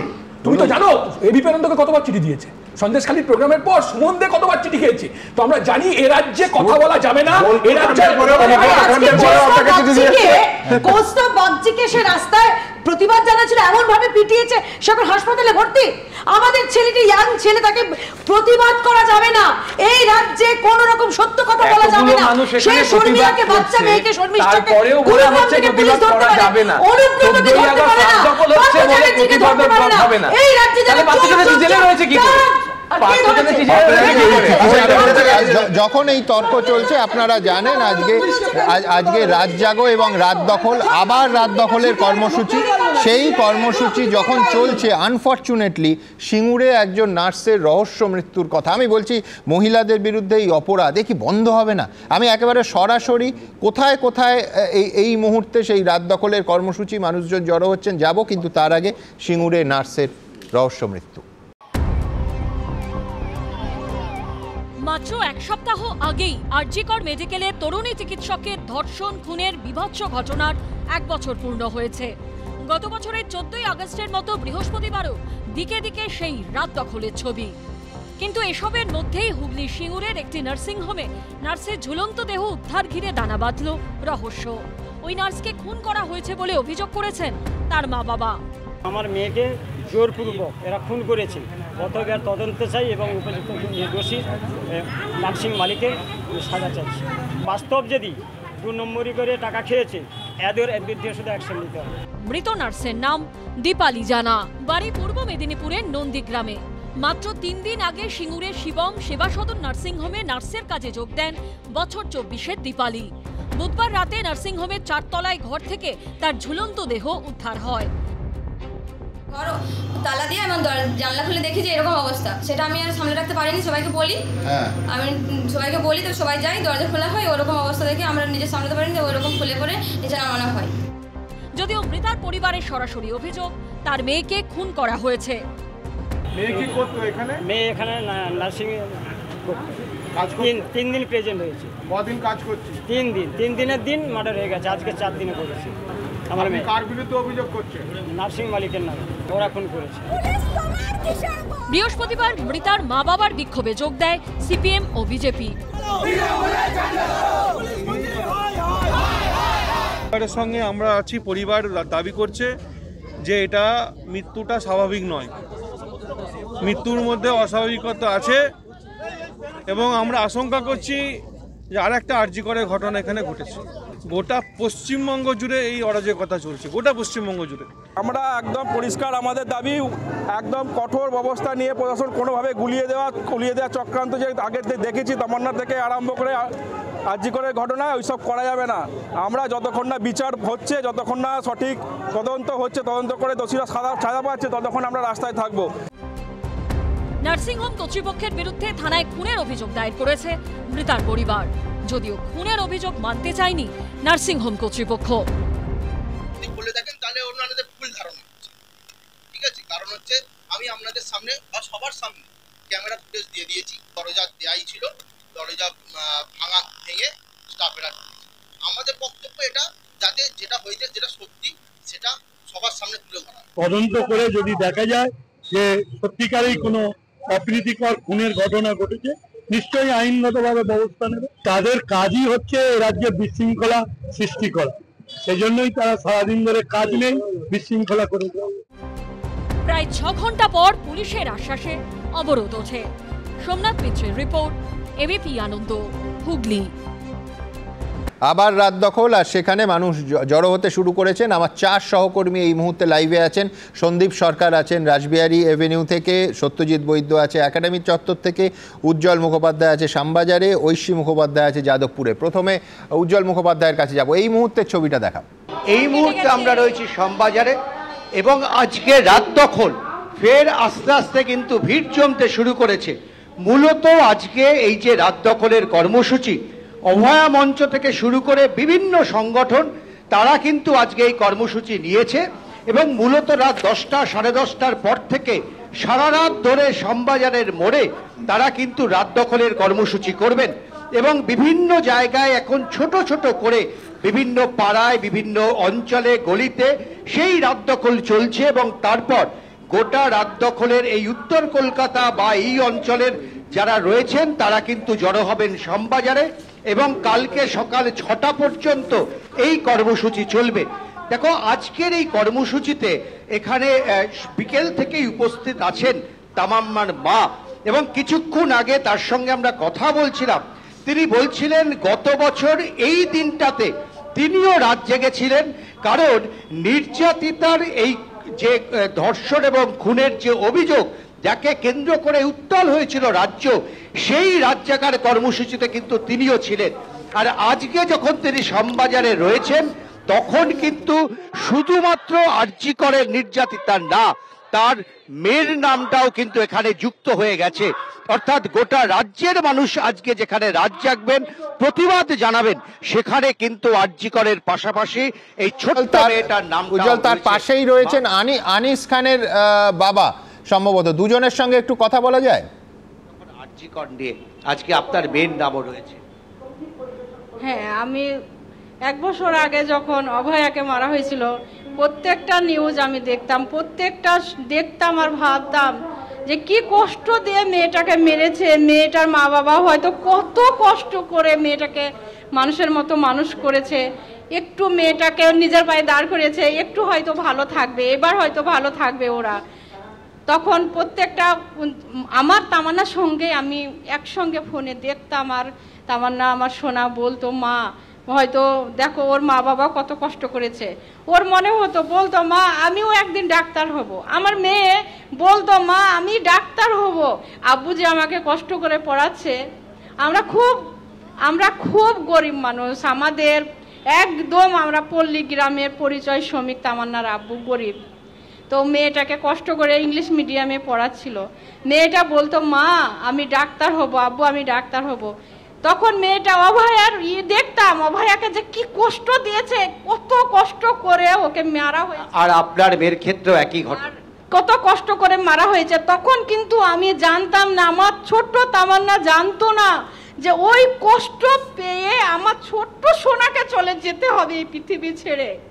কোনো 1 বছর আগে আমরা ভাবিনি যে আমার সোনাকে চলে যেতে হবে। তখন আমি ভাবিনি যে আজ আমাকে এই অভয়ার মঞ্চে আসতে হবে, শ্যামবাজার কালীঘাট, আমাকে রাস্তায় ঘুরতে হবে আমার মেয়ের মৃত্যুর জন্য। আমার মেয়েকে মেরে দিয়েছে, সেই 1 বছর পরে আবার আমার মেয়েকে সেই অভয়ার মতো সেই নির্যাতিতভাবে কষ্ট দিয়ে আমার মেয়েকেও মেরে দিয়েছে, আমার সোনাকে। দেখো এইটাই হচ্ছে ছবি। এখানে তিনি রয়েছেন, এখানে আনিস খানের বাবা রয়েছেন, অর্থাৎ বিভিন্ন সময় যারা নিহত হয়েছেন, যারা এখনো বিচার পাননি, তারা কিন্তু আজকে শ্যামবাজারে এসে জড়ো হয়েছেন। একসঙ্গে তারা দাবি তুলছেন, তারাও বিচার চান। একদম ধন্যবাদ উজ্জ্বল। আমি এইখানে আপনাদের বলতে চাইবো কি পরিহাস দেখুন, এই পরিযায়ী শ্রমিক নিয়ে এত কথা হচ্ছে, যে তামান্নার মায়ের সঙ্গে আমরা কথা বলছিলাম, তামান্নার বাবা শুধুমাত্র একটু মজুরি বেশি বলে প্রতিবেশী রাজ্য উড়িষ্যায় গেছিলেন যে মেয়েকে ইংলিশ মিডিয়ামে পড়াবেন বলে। আমি বলছি পরিযায়ী শ্রমিকের যন্ত্রণার ছবিটা ভয়ঙ্কর। আমি এইখান থেকে আমার আরেক সহকর্মী সরাসরি চলে যাব, সন্দীপ সরকার রয়েছে রাসবিহারী অ্যাভিনিউতে। সন্দীপ, দেখো সুমনদা, আজকে এই 14ই আগস্ট রাতে সারা রাজ্যের 108 জায়গাতে এই মুহূর্তে অভয়া মঞ্চের ডাকে এই যে রাত দখল, সেই রাত দখলের কর্মসূচি হচ্ছে। কিন্তু গোটা রাজ্যের মধ্যে শুধু এই 108টি জায়গা নয়, তার পাশাপাশি আরও বহু জায়গায়, নানান জায়গায় কোনো সংগঠনের ছাতা ছাড়া বহু মানুষই রাত দখলের কর্মসূচি করছেন। এবং এই কর্মসূচিতে সাধারণ মানুষের যেরকম প্রতিনিধিত্ব আমরা দেখছি, তার পাশাপাশি চেনা মুখ বহু রয়েছে। যেমন আমরা দেখতে পাচ্ছি যে নাট্যকার চন্দন সেনকে আমরা দেখতে পাচ্ছি হাওড়ার তারাসুন্দরী বালিকা বিদ্যালয়ের প্রধান শিক্ষিকা মোনালিসা মাইতিকে আমরা দেখতে পাচ্ছি। এখানে জুনিয়র ডাক্তার ফ্রন্টের যারা সদস্য দেবাশিস হালদার, অগ্নিবীণ কুণ্ডু, সায়ন্তনী যিনি অনশন করেছিলেন, তারা রয়েছেন। বহু মানুষ এখানে রয়েছেন এবং তাদের সাথে একটু কয়েকজনের সাথে একটু কথা নেওয়ার চেষ্টা করবো।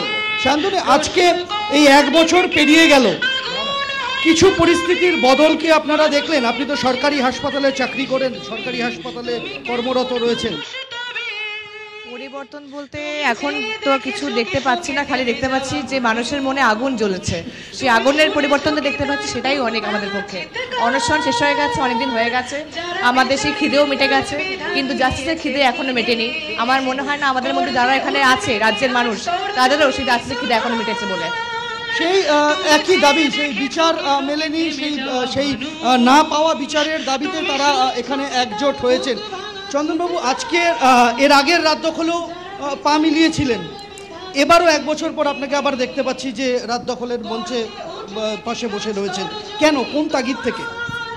একটাই কারণ, সেটা হচ্ছে যে পার্ক স্ট্রিট কামদুনি থেকে যে সংস্কৃতি তৈরি করা হয়েছিল, ধর্ষণের সংস্কৃতি, সেই সংস্কৃতি রোজ প্রতিদিন আমরা শুনতে পাচ্ছি সেই ধর্ষণের কথা, আজকেও। তো সুতরাং এই যে তিলোত্তমার বিচার না পাওয়া, এটা একটা ভয়ঙ্কর রকমভাবে রাষ্ট্রীয় ষড়যন্ত্রের ফল, এবং এটা যে কোনো সময় যে কোনো মানুষের ক্ষেত্রে হতে পারে, যাতে তার প্রতিবাদটা সর্বস্তরে ছড়িয়ে দেওয়া যায়, সেই জন্যই এসেছি। আমি আরেকজনের সাথে কথা বলবো। সুমনদা, মোনালিসাদি রয়েছেন। ম্যাডাম, এর আগের বারও সেই রাত দখলে আপনাকে দেখেছিলাম আমরা। আপনি তো আপনার ছাত্রীদের মেরুদণ্ড শক্ত করার পাঠ দেন, তো সেই জায়গায় আজকে রাত দখলের মঞ্চে আপনাকে দেখতে পাচ্ছি এত দূর থেকে ছুটে এসেছেন, কোন তাগিদে?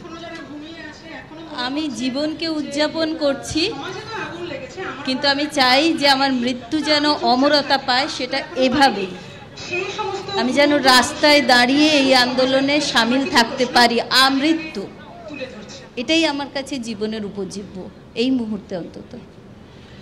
বুঝতে পারছো সুমনদা, আমি একবার ছবিটা দেখাবো। এই রাসবিহারী মোড়ের একটা প্রান্তে এই আয়োজন হয়েছে, কিন্তু যারা এখানে উদ্যোক্তারা রয়েছেন তারা আশায় বুক বাঁধছেন যে এখানে বহু মানুষের সমাগম হবে, এবং আমরা দেখতে পাচ্ছি যে পথ চলতি মানুষও এখানে দাঁড়িয়ে পড়ছেন, তারা তাদের বক্তব্য রাখছেন, অনেকে মাইকের সামনে এসে, আর নানানভাবে প্রতিবাদ জানানো হচ্ছে, নানানভাবে এই রাত দখলের যে ডাক তারা দিয়েছেন, এই রাত দখলের ডাকে সাড়া দিয়ে যারা আসছেন তাদের সঙ্গে তাদের এই যে প্রতিবাদের লড়াই, সেই প্রতিবাদ, সেই বিচারের দাবি, সেগুলোকে তুলে ধরছেন সাধারণ মানুষের সামনে আমরা দেখতে পাচ্ছি। একেবারেই। আমি বলছি আমার পরবর্তী সহকর্মীর কাছে যাব, কিন্তু তার আগে বলবো, দেখুন অভয়া বিচার পায়নি, তার পরিবার এখনও দাঁড়ে দাঁড়ে ঘুরে বেড়াচ্ছে শুধুমাত্র সুবিচার চেয়ে। আর অন্যদিকে ওই চিকিৎসক বলছিলেন যে দৃশ্যত কোনো নিরাপত্তার ক্ষেত্রে পরিবর্তন দেখতে পাননি। আমি বলছি যদি পশ্চিমবঙ্গে এই হাল হয়, গোটা দেশে প্রাক্তন প্রধান বিচারপতি DY চন্দ্রচূড় বিরাট একটা কমিটি তৈরি করে দিয়েছিলেন যে গোটা দেশের সমস্ত হাসপাতালে রাতের বেলা চিকিৎসা কর্মী এবং চিকিৎসকরা যাতে সুরক্ষিত থাকেন। আমি বলছি যে কি হলো সেই কমিটির? শেষ দিন তার অবসরের আগে শেষ শুনানিতে DY চন্দ্রচূড় বলেছিলেন আমি হতাশ। আমি বলছি শুধু সেখানে থেমে গেলে হবে? সেই কমিটি কি করলো? তিলোত্তমা মারা গেল, অনেকের জ্ঞান চক্ষু যেন খুলে গেল, তারপর কি কিছু হয়েছে? এক ছটাকও তফাৎ এসছে। এই পশ্চিমবঙ্গে এবং গোটা দেশে এই প্রশ্ন আমাদের পরিষ্কার থাকবে। আমার সহকর্মী ঐশীর কাছে চলে যাব। ঐশী মুখোপাধ্যায় রয়েছে যাদবপুর 8B-তে। ঐশী, ওখানকার ছবিটা দেখাও।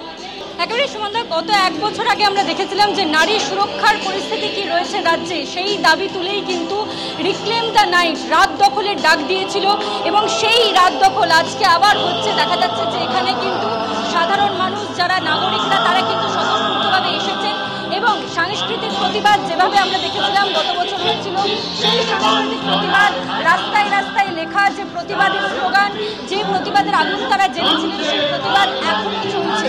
এবং যে দাবিতে তারা এই প্রশ্নটা তুলেছিলেন যে অভয়া মারা গিয়েছে, তারপরে যখন তারা রাস্তায় নেমেছিলেন নারী সুরক্ষা কতটা রয়েছে এই রাজ্যে, সেই প্রশ্নটাকে সামনে রেখে বছর ঘুরে গিয়েছে, আজকে আবার রাত দখলে যখন ডাক, তখন ঠিক এই প্রশ্নটাকেই তারা আরও একবার তুলে ধরছেন সকলের সামনে, যে একটা বছর পেরিয়ে যাওয়ার পরেও কি বিচার মিলেছে?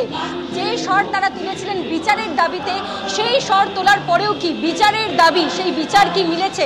সেই বিচার চেয়েই কিন্তু আজকে আবার দেখা যাচ্ছে যে আজকে রাত দখল এই যে রাস্তায় তারা লিখছেন, যে দেওয়াল লেখন থেকে শুরু করে রাস্তায় এই লেখা বারংবার আমরা দেখতে পেয়েছি, এবং তারই সঙ্গে যে প্রশ্নটা তারা বারংবার করেছেন যে নারী সুরক্ষার কি পরিস্থিতি রয়েছে। আমরা দেখেছি যে এই অভয়াকাণ্ড ঘটে যাওয়ার পরেও সাউথ ক্যালকাটা ল কলেজে একটি ছাত্রীকে কলেজ ক্যাম্পাসে ধর্ষিত হতে হয়েছে, দেখা গিয়েছে তামান্নার মতো ঘটনা ঘটেছে। এরপরেও নারী সুরক্ষার কি পরিস্থিতি রাজ্যে, এই প্রশ্ন নিয়েই কিন্তু আজকে রাত দখল। এবং সেখানে দেখতে পাচ্ছেন যাদবপুর 8B-র যে ছবিটা আমরা দেখাচ্ছি, এর আগেও কিন্তু যাদবপুর গর্জে উঠেছে এই প্রতিবাদ নিয়ে। একটা বছর পেরিয়ে যাওয়ার পরেও নারী সুরক্ষার কি পরিস্থিতি রাজ্যে, সেই প্রশ্নকে আরও একবার তুলে বিচারের দাবিতে আরও একবার সোচ্চার হয়ে অভয়ার বিচারের দাবিতে আরও একবার পথে নেমেছেন সাধারণ মানুষ। এবং রাত দখলের যে কর্মসূচি অভয়া মঞ্চের পক্ষ থেকে নেওয়া হয়েছে, যাদবপুর পুরাতনী, যাদবপুর সংহতির পক্ষ থেকে নেওয়া হয়েছে, সেই কর্মসূচি দেখা যাচ্ছে যে এই মুহূর্তে শুরু হয়েছে। সাংস্কৃতিক প্রতিবাদ তারা করছেন, এবং তারই সঙ্গে আরও একবার প্রশ্ন তুলছেন যে অভয়ের বিচারের দাবিতে তারা পথে নেমেছিলেন, সেই বিচার কি তারা আদৌ পেয়েছে? ধন্যবাদ ঐশী। আমি সরাসরি চলে যাব ব্রতদীপ ভট্টাচার্য, আরেক সহকর্মী রুবি মোড়ে রয়েছে। ব্রতদীপ, 1 বছর আগে ঠিক এই দিনেই আমরা দুটি নজিরবিহীন ঘটনা দেখছিলাম। এক, মানুষের প্রতিবাদ, সেদিন শহর থেকে গ্রাম রাস্তায় নেমে অপরাধের বিরুদ্ধে প্রতিবাদ, সেই অপরাধের ঘটনাস্থল অর্থাৎ প্রিয় এবং সর্বোপরি একটি হাসপাতাল যেভাবে যথেচ্ছ ভাঙচুর চালানো হয়েছিল। 1 বছর পার হয়ে গিয়েছে, কিন্তু এখনো অনেক প্রশ্নের উত্তর অধরা রয়ে গিয়েছে। যেমন সেদিন রাতে কারা এবং কেন এই হাসপাতালে ভাঙচুর চালালো, এবং সব থেকে বড় প্রশ্ন কারা এই ভাঙচুরটা করালো, সেসব প্রশ্নের উত্তর এখনো পাওয়া যায়নি। আর সেই সব প্রশ্নের উত্তরের খোঁজেই আজকে ফের রাত দখলের ডাক। গোটা শহর জুড়ে কিন্তু বিভিন্ন জায়গায় অভয়া মঞ্চ থেকে কর্মসূচি করা হচ্ছে। আমি যেখানে রয়েছি রুবির মোড়, এখানে অভয়া মঞ্চর যে দক্ষিণ বৃহত্তর শাখা, তারা আজকে রাতেই প্রতিবাদ করছে। রাতভর তাদের এই প্রতিবাদ কর্মসূচি রয়েছে। দাবি কিন্তু একটাই, এক হচ্ছে অভয়ার বিচার চাই, এবং তাছাড়াও মহিলাদের নিরাপত্তা সুনিশ্চিত করতে হবে। এই দাবি নিয়ে একেবারে ধন্যবাদ ব্রতদীপ। আমি আমি সরাসরি সত্যজিৎ বৈদ্য, আমার আরেক সহকর্মী রয়েছে একাডেমি চত্বরে, সেখানকার ছবিটা দেখে নেবো। সত্যজিৎ, দেখো সুমনদা, এই জায়গাতে যেখানে আমি দাঁড়িয়ে আছি অর্থাৎ একাডেমি অফ ফাইন আর্টসের সামনে রানু ছায়া মঞ্চ, তুমি দেখতে পাচ্ছ যে এই জায়গাতে কিন্তু গত বছর তোমার মনে থাকবে যে গত বছরও ঠিক একইভাবে গর্জে উঠেছিলেন এই জায়গায় সাধারণ মানুষ, জমায়েত করেছিলেন এবং রাত দখলের ডাক দিয়েছিলেন। ঠিক একইভাবে আজকের দিনে সন্ধ্যে থেকেই এখানে জমায়েত লক্ষ্য করা গিয়েছে এবং শুধুমাত্র অভয়ার বিচার নয়, পাশাপাশি যে দাবি উঠেছে তা কিন্তু প্রত্যেক বছর এভাবেই একই দিনে একইভাবে প্রতিবাদ করা হবে সামাজিক সুরক্ষার জন্য এবং এভাবেই কিন্তু রাত দখলের ডাক দেওয়া হবে, এই অঙ্গীকার নিয়ে কিন্তু আজকেও জমায়েত। এবং এই জমায়েতের এই যে সভা শুরু হয়েছে তা কিন্তু এখন থেকে শুরু হয়েছে, এটা ভোর 5টা অবধি এভাবেই চলবে এবং বিভিন্নভাবে প্রতিবাদ করা হবে। একদিকে যেমন পথনাটিকা রয়েছে, তেমনি অন্যদিকে বিভিন্ন সাংস্কৃতিক অনুষ্ঠান, এছাড়া বক্তৃতা, এসব বিভিন্নভাবে কিন্তু এভাবে প্রতিবাদ জানানো হবে এবং গত বছরের মতো একইভাবে একই দাবিতে এখানে জমায়েত হয়েছে। পাশাপাশি একদম আমি দ্রুত একবার সত্যজিৎ চলে যাব এবার মধ্য কলকাতায় মৌলালিতে, আমার আরেক সহকর্মী রয়েছে সেখানে, ঝিলাম করঞ্জাই। ঝিলাম, এই মুহূর্তে মৌলালির ছবিটা ঠিক কিরকম? একদমই মৌলালিতে তার যে চৌমাথা তার ঠিক এলাকায় আমরা দেখতে পাচ্ছি সাধারণ মানুষ যারা এখানে প্রতিবাদ করতে এসছে রাত দখলে, তারা ইতিমধ্যে জড়ো হচ্ছে একে একে এবং এখানে তাদের বক্তব্য রাখছে, তাদের সঙ্গে কথা বলবো এবং কথা বলে তাদের কি উদ্দেশ্য, তারা কি করবেন সেই পরিকল্পনা নিয়ে যাবেন। আজকে আপনাদের কি পরিকল্পনা? আমরা আজকে বিভিন্ন জায়গায়, আজকে সারা রাজ্য জুড়েই আজকে 14ই আগস্ট সবাই মিলে আজকে রাত দখলের কর্মসূচি পালন করছে। মৌলালিতে কি করবেন আপনি? মৌলালিতে আমরা আজকে এখানে আমাদের সভা শুরু করেছি। এই সভা চলাকালীন আমরা আরও মানুষ, এই অঞ্চলের মানুষ এখানে পার্টিসিপেট করবেন। তারপরে আমরা কিছুক্ষণ বাদে এখানে আমরা মোমবাতি প্রজ্বলন করব এবং আমরা সবাই মিলে মশাল আমরা জ্বালাবো, কারণ এই 14ই আগস্ট যে মশাল জ্বলেছে গত 2024 সেই মশালকে জ্বালিয়ে রাখতে হবে যতদিন না পর্যন্ত অভয়ার বিচার পাওয়া যাবে। যতদিন বিচার না পাওয়া যায় ততদিন মশাল। আমি সরাসরি চলে যাব সিথির মোড়ে আরেক সহকর্মী সৌমিত্র রায়ের কাছে।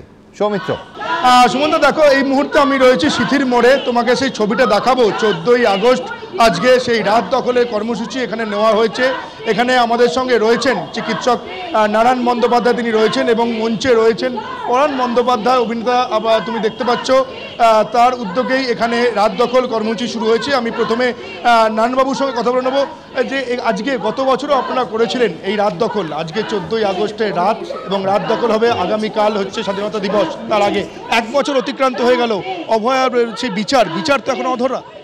এটা তো আমরা কেন, আমার তো মনে হয় বর্তমান সাংসদরাও বলছেন, আমি তো বলতে পারি চিরঞ্জীব এবং রচনা ব্যানার্জি দুজনেই বলেছেন অভয়ার প্রকৃত বিচার হয়নি। আমরা জানি প্রকৃত বিচার হয়নি। প্রকৃত বিচার যতদিন না হয় আমরা নাগরিকরা, সিথির নাগরিকরা আমরা বলেই যাব যে যাতে সঠিক বিচার হয়। তুমি শুনতে পেলে যে তিনি চিকিৎসক যেমনটা বলছেন যে 1 বছর হয়ে গেছে অভয়ার বিচার এখনো পর্যন্ত অধরা রয়েছে।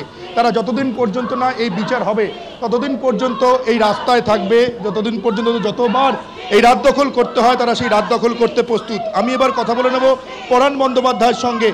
1 বছর হয়ে গেছে, এখনো পর্যন্ত রাত দখল গত বছরও করেছিলেন, আপনি এই সিথির মোড়েই হাজির ছিলেন। এবছর সেই 14ই আগস্ট আরও একটা রাত দখলে আপনি সিথির মোড়ে রয়েছেন। অভয়ের বিচার এখনো পর্যন্ত অধরা, কি বলবেন? সবাইকে আমার প্রাণের অভিনন্দন। আসলে একটা কথা, ওই যে দাড়িওয়ালা মানুষটা, আমরা সবাই যাকে বিশ্বকবি বলে, তিনি বহু যুগ আগে থেকে বলে গিয়েছিলেন প্রতিকারহীন শক্তের অপরাধে বিচারের বাণী নীরবে নিভৃতে কাঁদে। বহু যুগ আগে বলে গিয়েছিলেন। তাই প্রশ্ন করেছিলেন ভগবানের কাছে, যাহারা তোমার বিষাইছে বায়ু নিভাইছে তব আলো, তুমি কি তাদের ক্ষমা করিয়াছ? তুমি কি বেসেছ ভালো? ভগবান উত্তর দেয়নি। যুগ যুগ ধরে এই প্রশ্ন করা গেছে ভগবানের কাছে, কিন্তু তিনি এর উত্তর দেননি। কিন্তু আজকে, কারণ ভগবান নীরব, চিরকালই ভগবান নীরব। মানুষই তো ভগবান তৈরি করেছে, সুতরাং মানুষের প্রশ্নের উত্তর ভগবান দিতে পারছে না। কিন্তু আজ এই যুগে নতুন দুনিয়ায় মানুষের ভগবান জাগছে, এবার উত্তর পাওয়া যাবে। ধন্যবাদ, ধন্যবাদ সৌমিত্র। দেখুন, এই উত্তরের অপেক্ষাতেই তো, এই আন্দোলন উত্তরের অপেক্ষাতেই আমরা প্রত্যেকে আছি, যে ওই পরিবারটা যাদের সব চলে গেছে, একমাত্র মেয়েকে তারা এই নৃশংসভাবে হারিয়েছেন, তারা কি বিচার পাবেন? তাদের কেন 1 বছর পরেও দরজায় দরজায় ঘুরতে হবে? সল্টলেকে সিগন্যালে দাঁড়িয়েছিল ছেলেটা, তারপর ভয়ঙ্কর দুর্ঘটনায় তাকে হারালাম আমরা। আজকে সেই ঘটনার সিসিটিভি ফুটেজ সামনে এলো, ভয়াবহ সেই ঘটনা। কিন্তু কি হয়েছিল ওখানে? তারপর আমরা জানি মানুষ ক্ষুব্ধ হয়ে ওঠেন, তারা অভিযোগ করেন দমকল পুলিশ দেরিতে এসেছে, এবং তারপর খণ্ডযুদ্ধ শুরু হয়ে যায়, পুলিশ কাঁদানে গ্যাস লাঠিচার্জ করে। কিন্তু ঘটনাটা কি হয়েছিল, কতটা ভয়াবহ এই ঘটনা, দেখুন সিসিটিভি ফুটেজে কি দেখা যায়। ভয়ঙ্কর ছবি দেখে শিউরে ওঠার মতো। বুধবার সল্টলেকে মর্মান্তিক পথ দুর্ঘটনায় প্রাণ হারিয়েছেন এক বাইক চালক। বৃহস্পতিবার সামনে এসেছে সেই ফুটেজে দেখা যাচ্ছে প্রথমে একটি বাইক এসে দাঁড়ালো, তাতে দুজন বসে। এরপর পাশে এসে দাঁড়ালো আরেকটি বাইক, তাতেও দুজন বসে। কয়েক সেকেন্ডের মধ্যে ঝড়ের গতিতে একটি গাড়ি প্রায় উড়ে এসে দুটি বাইকে সজোরে ধাক্কা মেরে আরোহীদের টেনে হিঁচড়ে নিয়ে বেরিয়ে যায়। ছিটকে পড়ে কাতরাতে থাকেন আরোহীরা। ফুটেজে দেখা যাচ্ছে এরপরই গাড়িতে আগুন ধরে যায়। এই আগুনে জীবন্ত ঝলসে মৃত্যু হয় দক্ষিণ 24 পরগনার ঝড়খালির বাসিন্দা এক বাইক চালক সৌমেন মণ্ডলের।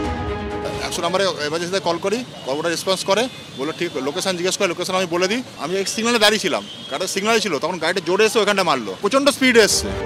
মৃতের পরিবারের অভিযোগ, দুর্ঘটনার পর তরুণকে দ্রুত উদ্ধারের বদলে ভিডিও করতে ব্যস্ত ছিল পুলিশ। দমকলও দেরিতে আসে বলে অভিযোগ। পাক্কা 1 থেকে 1.5 ঘন্টা পরে ফায়ার ব্রিগেড আসে, তখন আমার ভাইয়ের গায়ে আগুন লাগেনি। পুলিশ চেষ্টা করেনি, পুলিশ কি করছে নিজের ফোনটা বার করে ফোনে ক্যাপচার করছে। আমার ভাইটাকে যদি নামানোর চেষ্টা করতো বা ফায়ার ব্রিগেডে ফোনটা করতো, তাহলে ভাই হয়তো ক্ষতি হতো কিন্তু জীবনে বেঁচে থাকতো। এর পাশাপাশি আরও অভিযোগ তুলেছে মৃতের পরিবার। আমাদের কাছ থেকে কোনো কমপ্লেন নেওয়া হয়নি। ওনার একটা মেসো এখানে থাকতো, উনি পড়াশুনো জানেন না, ওনারা কি বয়ান লিখেছে উনি জানেন না, ওনার কাছ থেকে একটা সাইন করে নেওয়া হয়। আমাদেরকে থানায় পর্যন্ত ভিতরে ঢুকতে দেওয়া হয়নি, বাইরে থেকে কথা বলে আমাদেরকে বার করে দিয়েছে। ভাই ওইখান থেকে এখানে ঝুলছিল, সেটা পুরো সম্পূর্ণ জলে ধুয়ে গেছে। এরপরে এসে কি নেবে এখান থেকে, কি সংগ্রহ করবে? পুলিশ অবশ্য অভিযোগ উড়িয়ে পাল্টা দাবি করেছে তারা সক্রিয় ছিল বলেই 3 জনকে উদ্ধার করা গেছে। এই ঘটনায় হাওড়ার মালিপাঁচঘরা থেকে গ্রেফতার করা হয়েছে গাড়ির চালক বিনোদ রায়কে। রঞ্জিত সাউ, সুকান্ত মুখোপাধ্যায়, এবিপি আনন্দ, কলকাতা।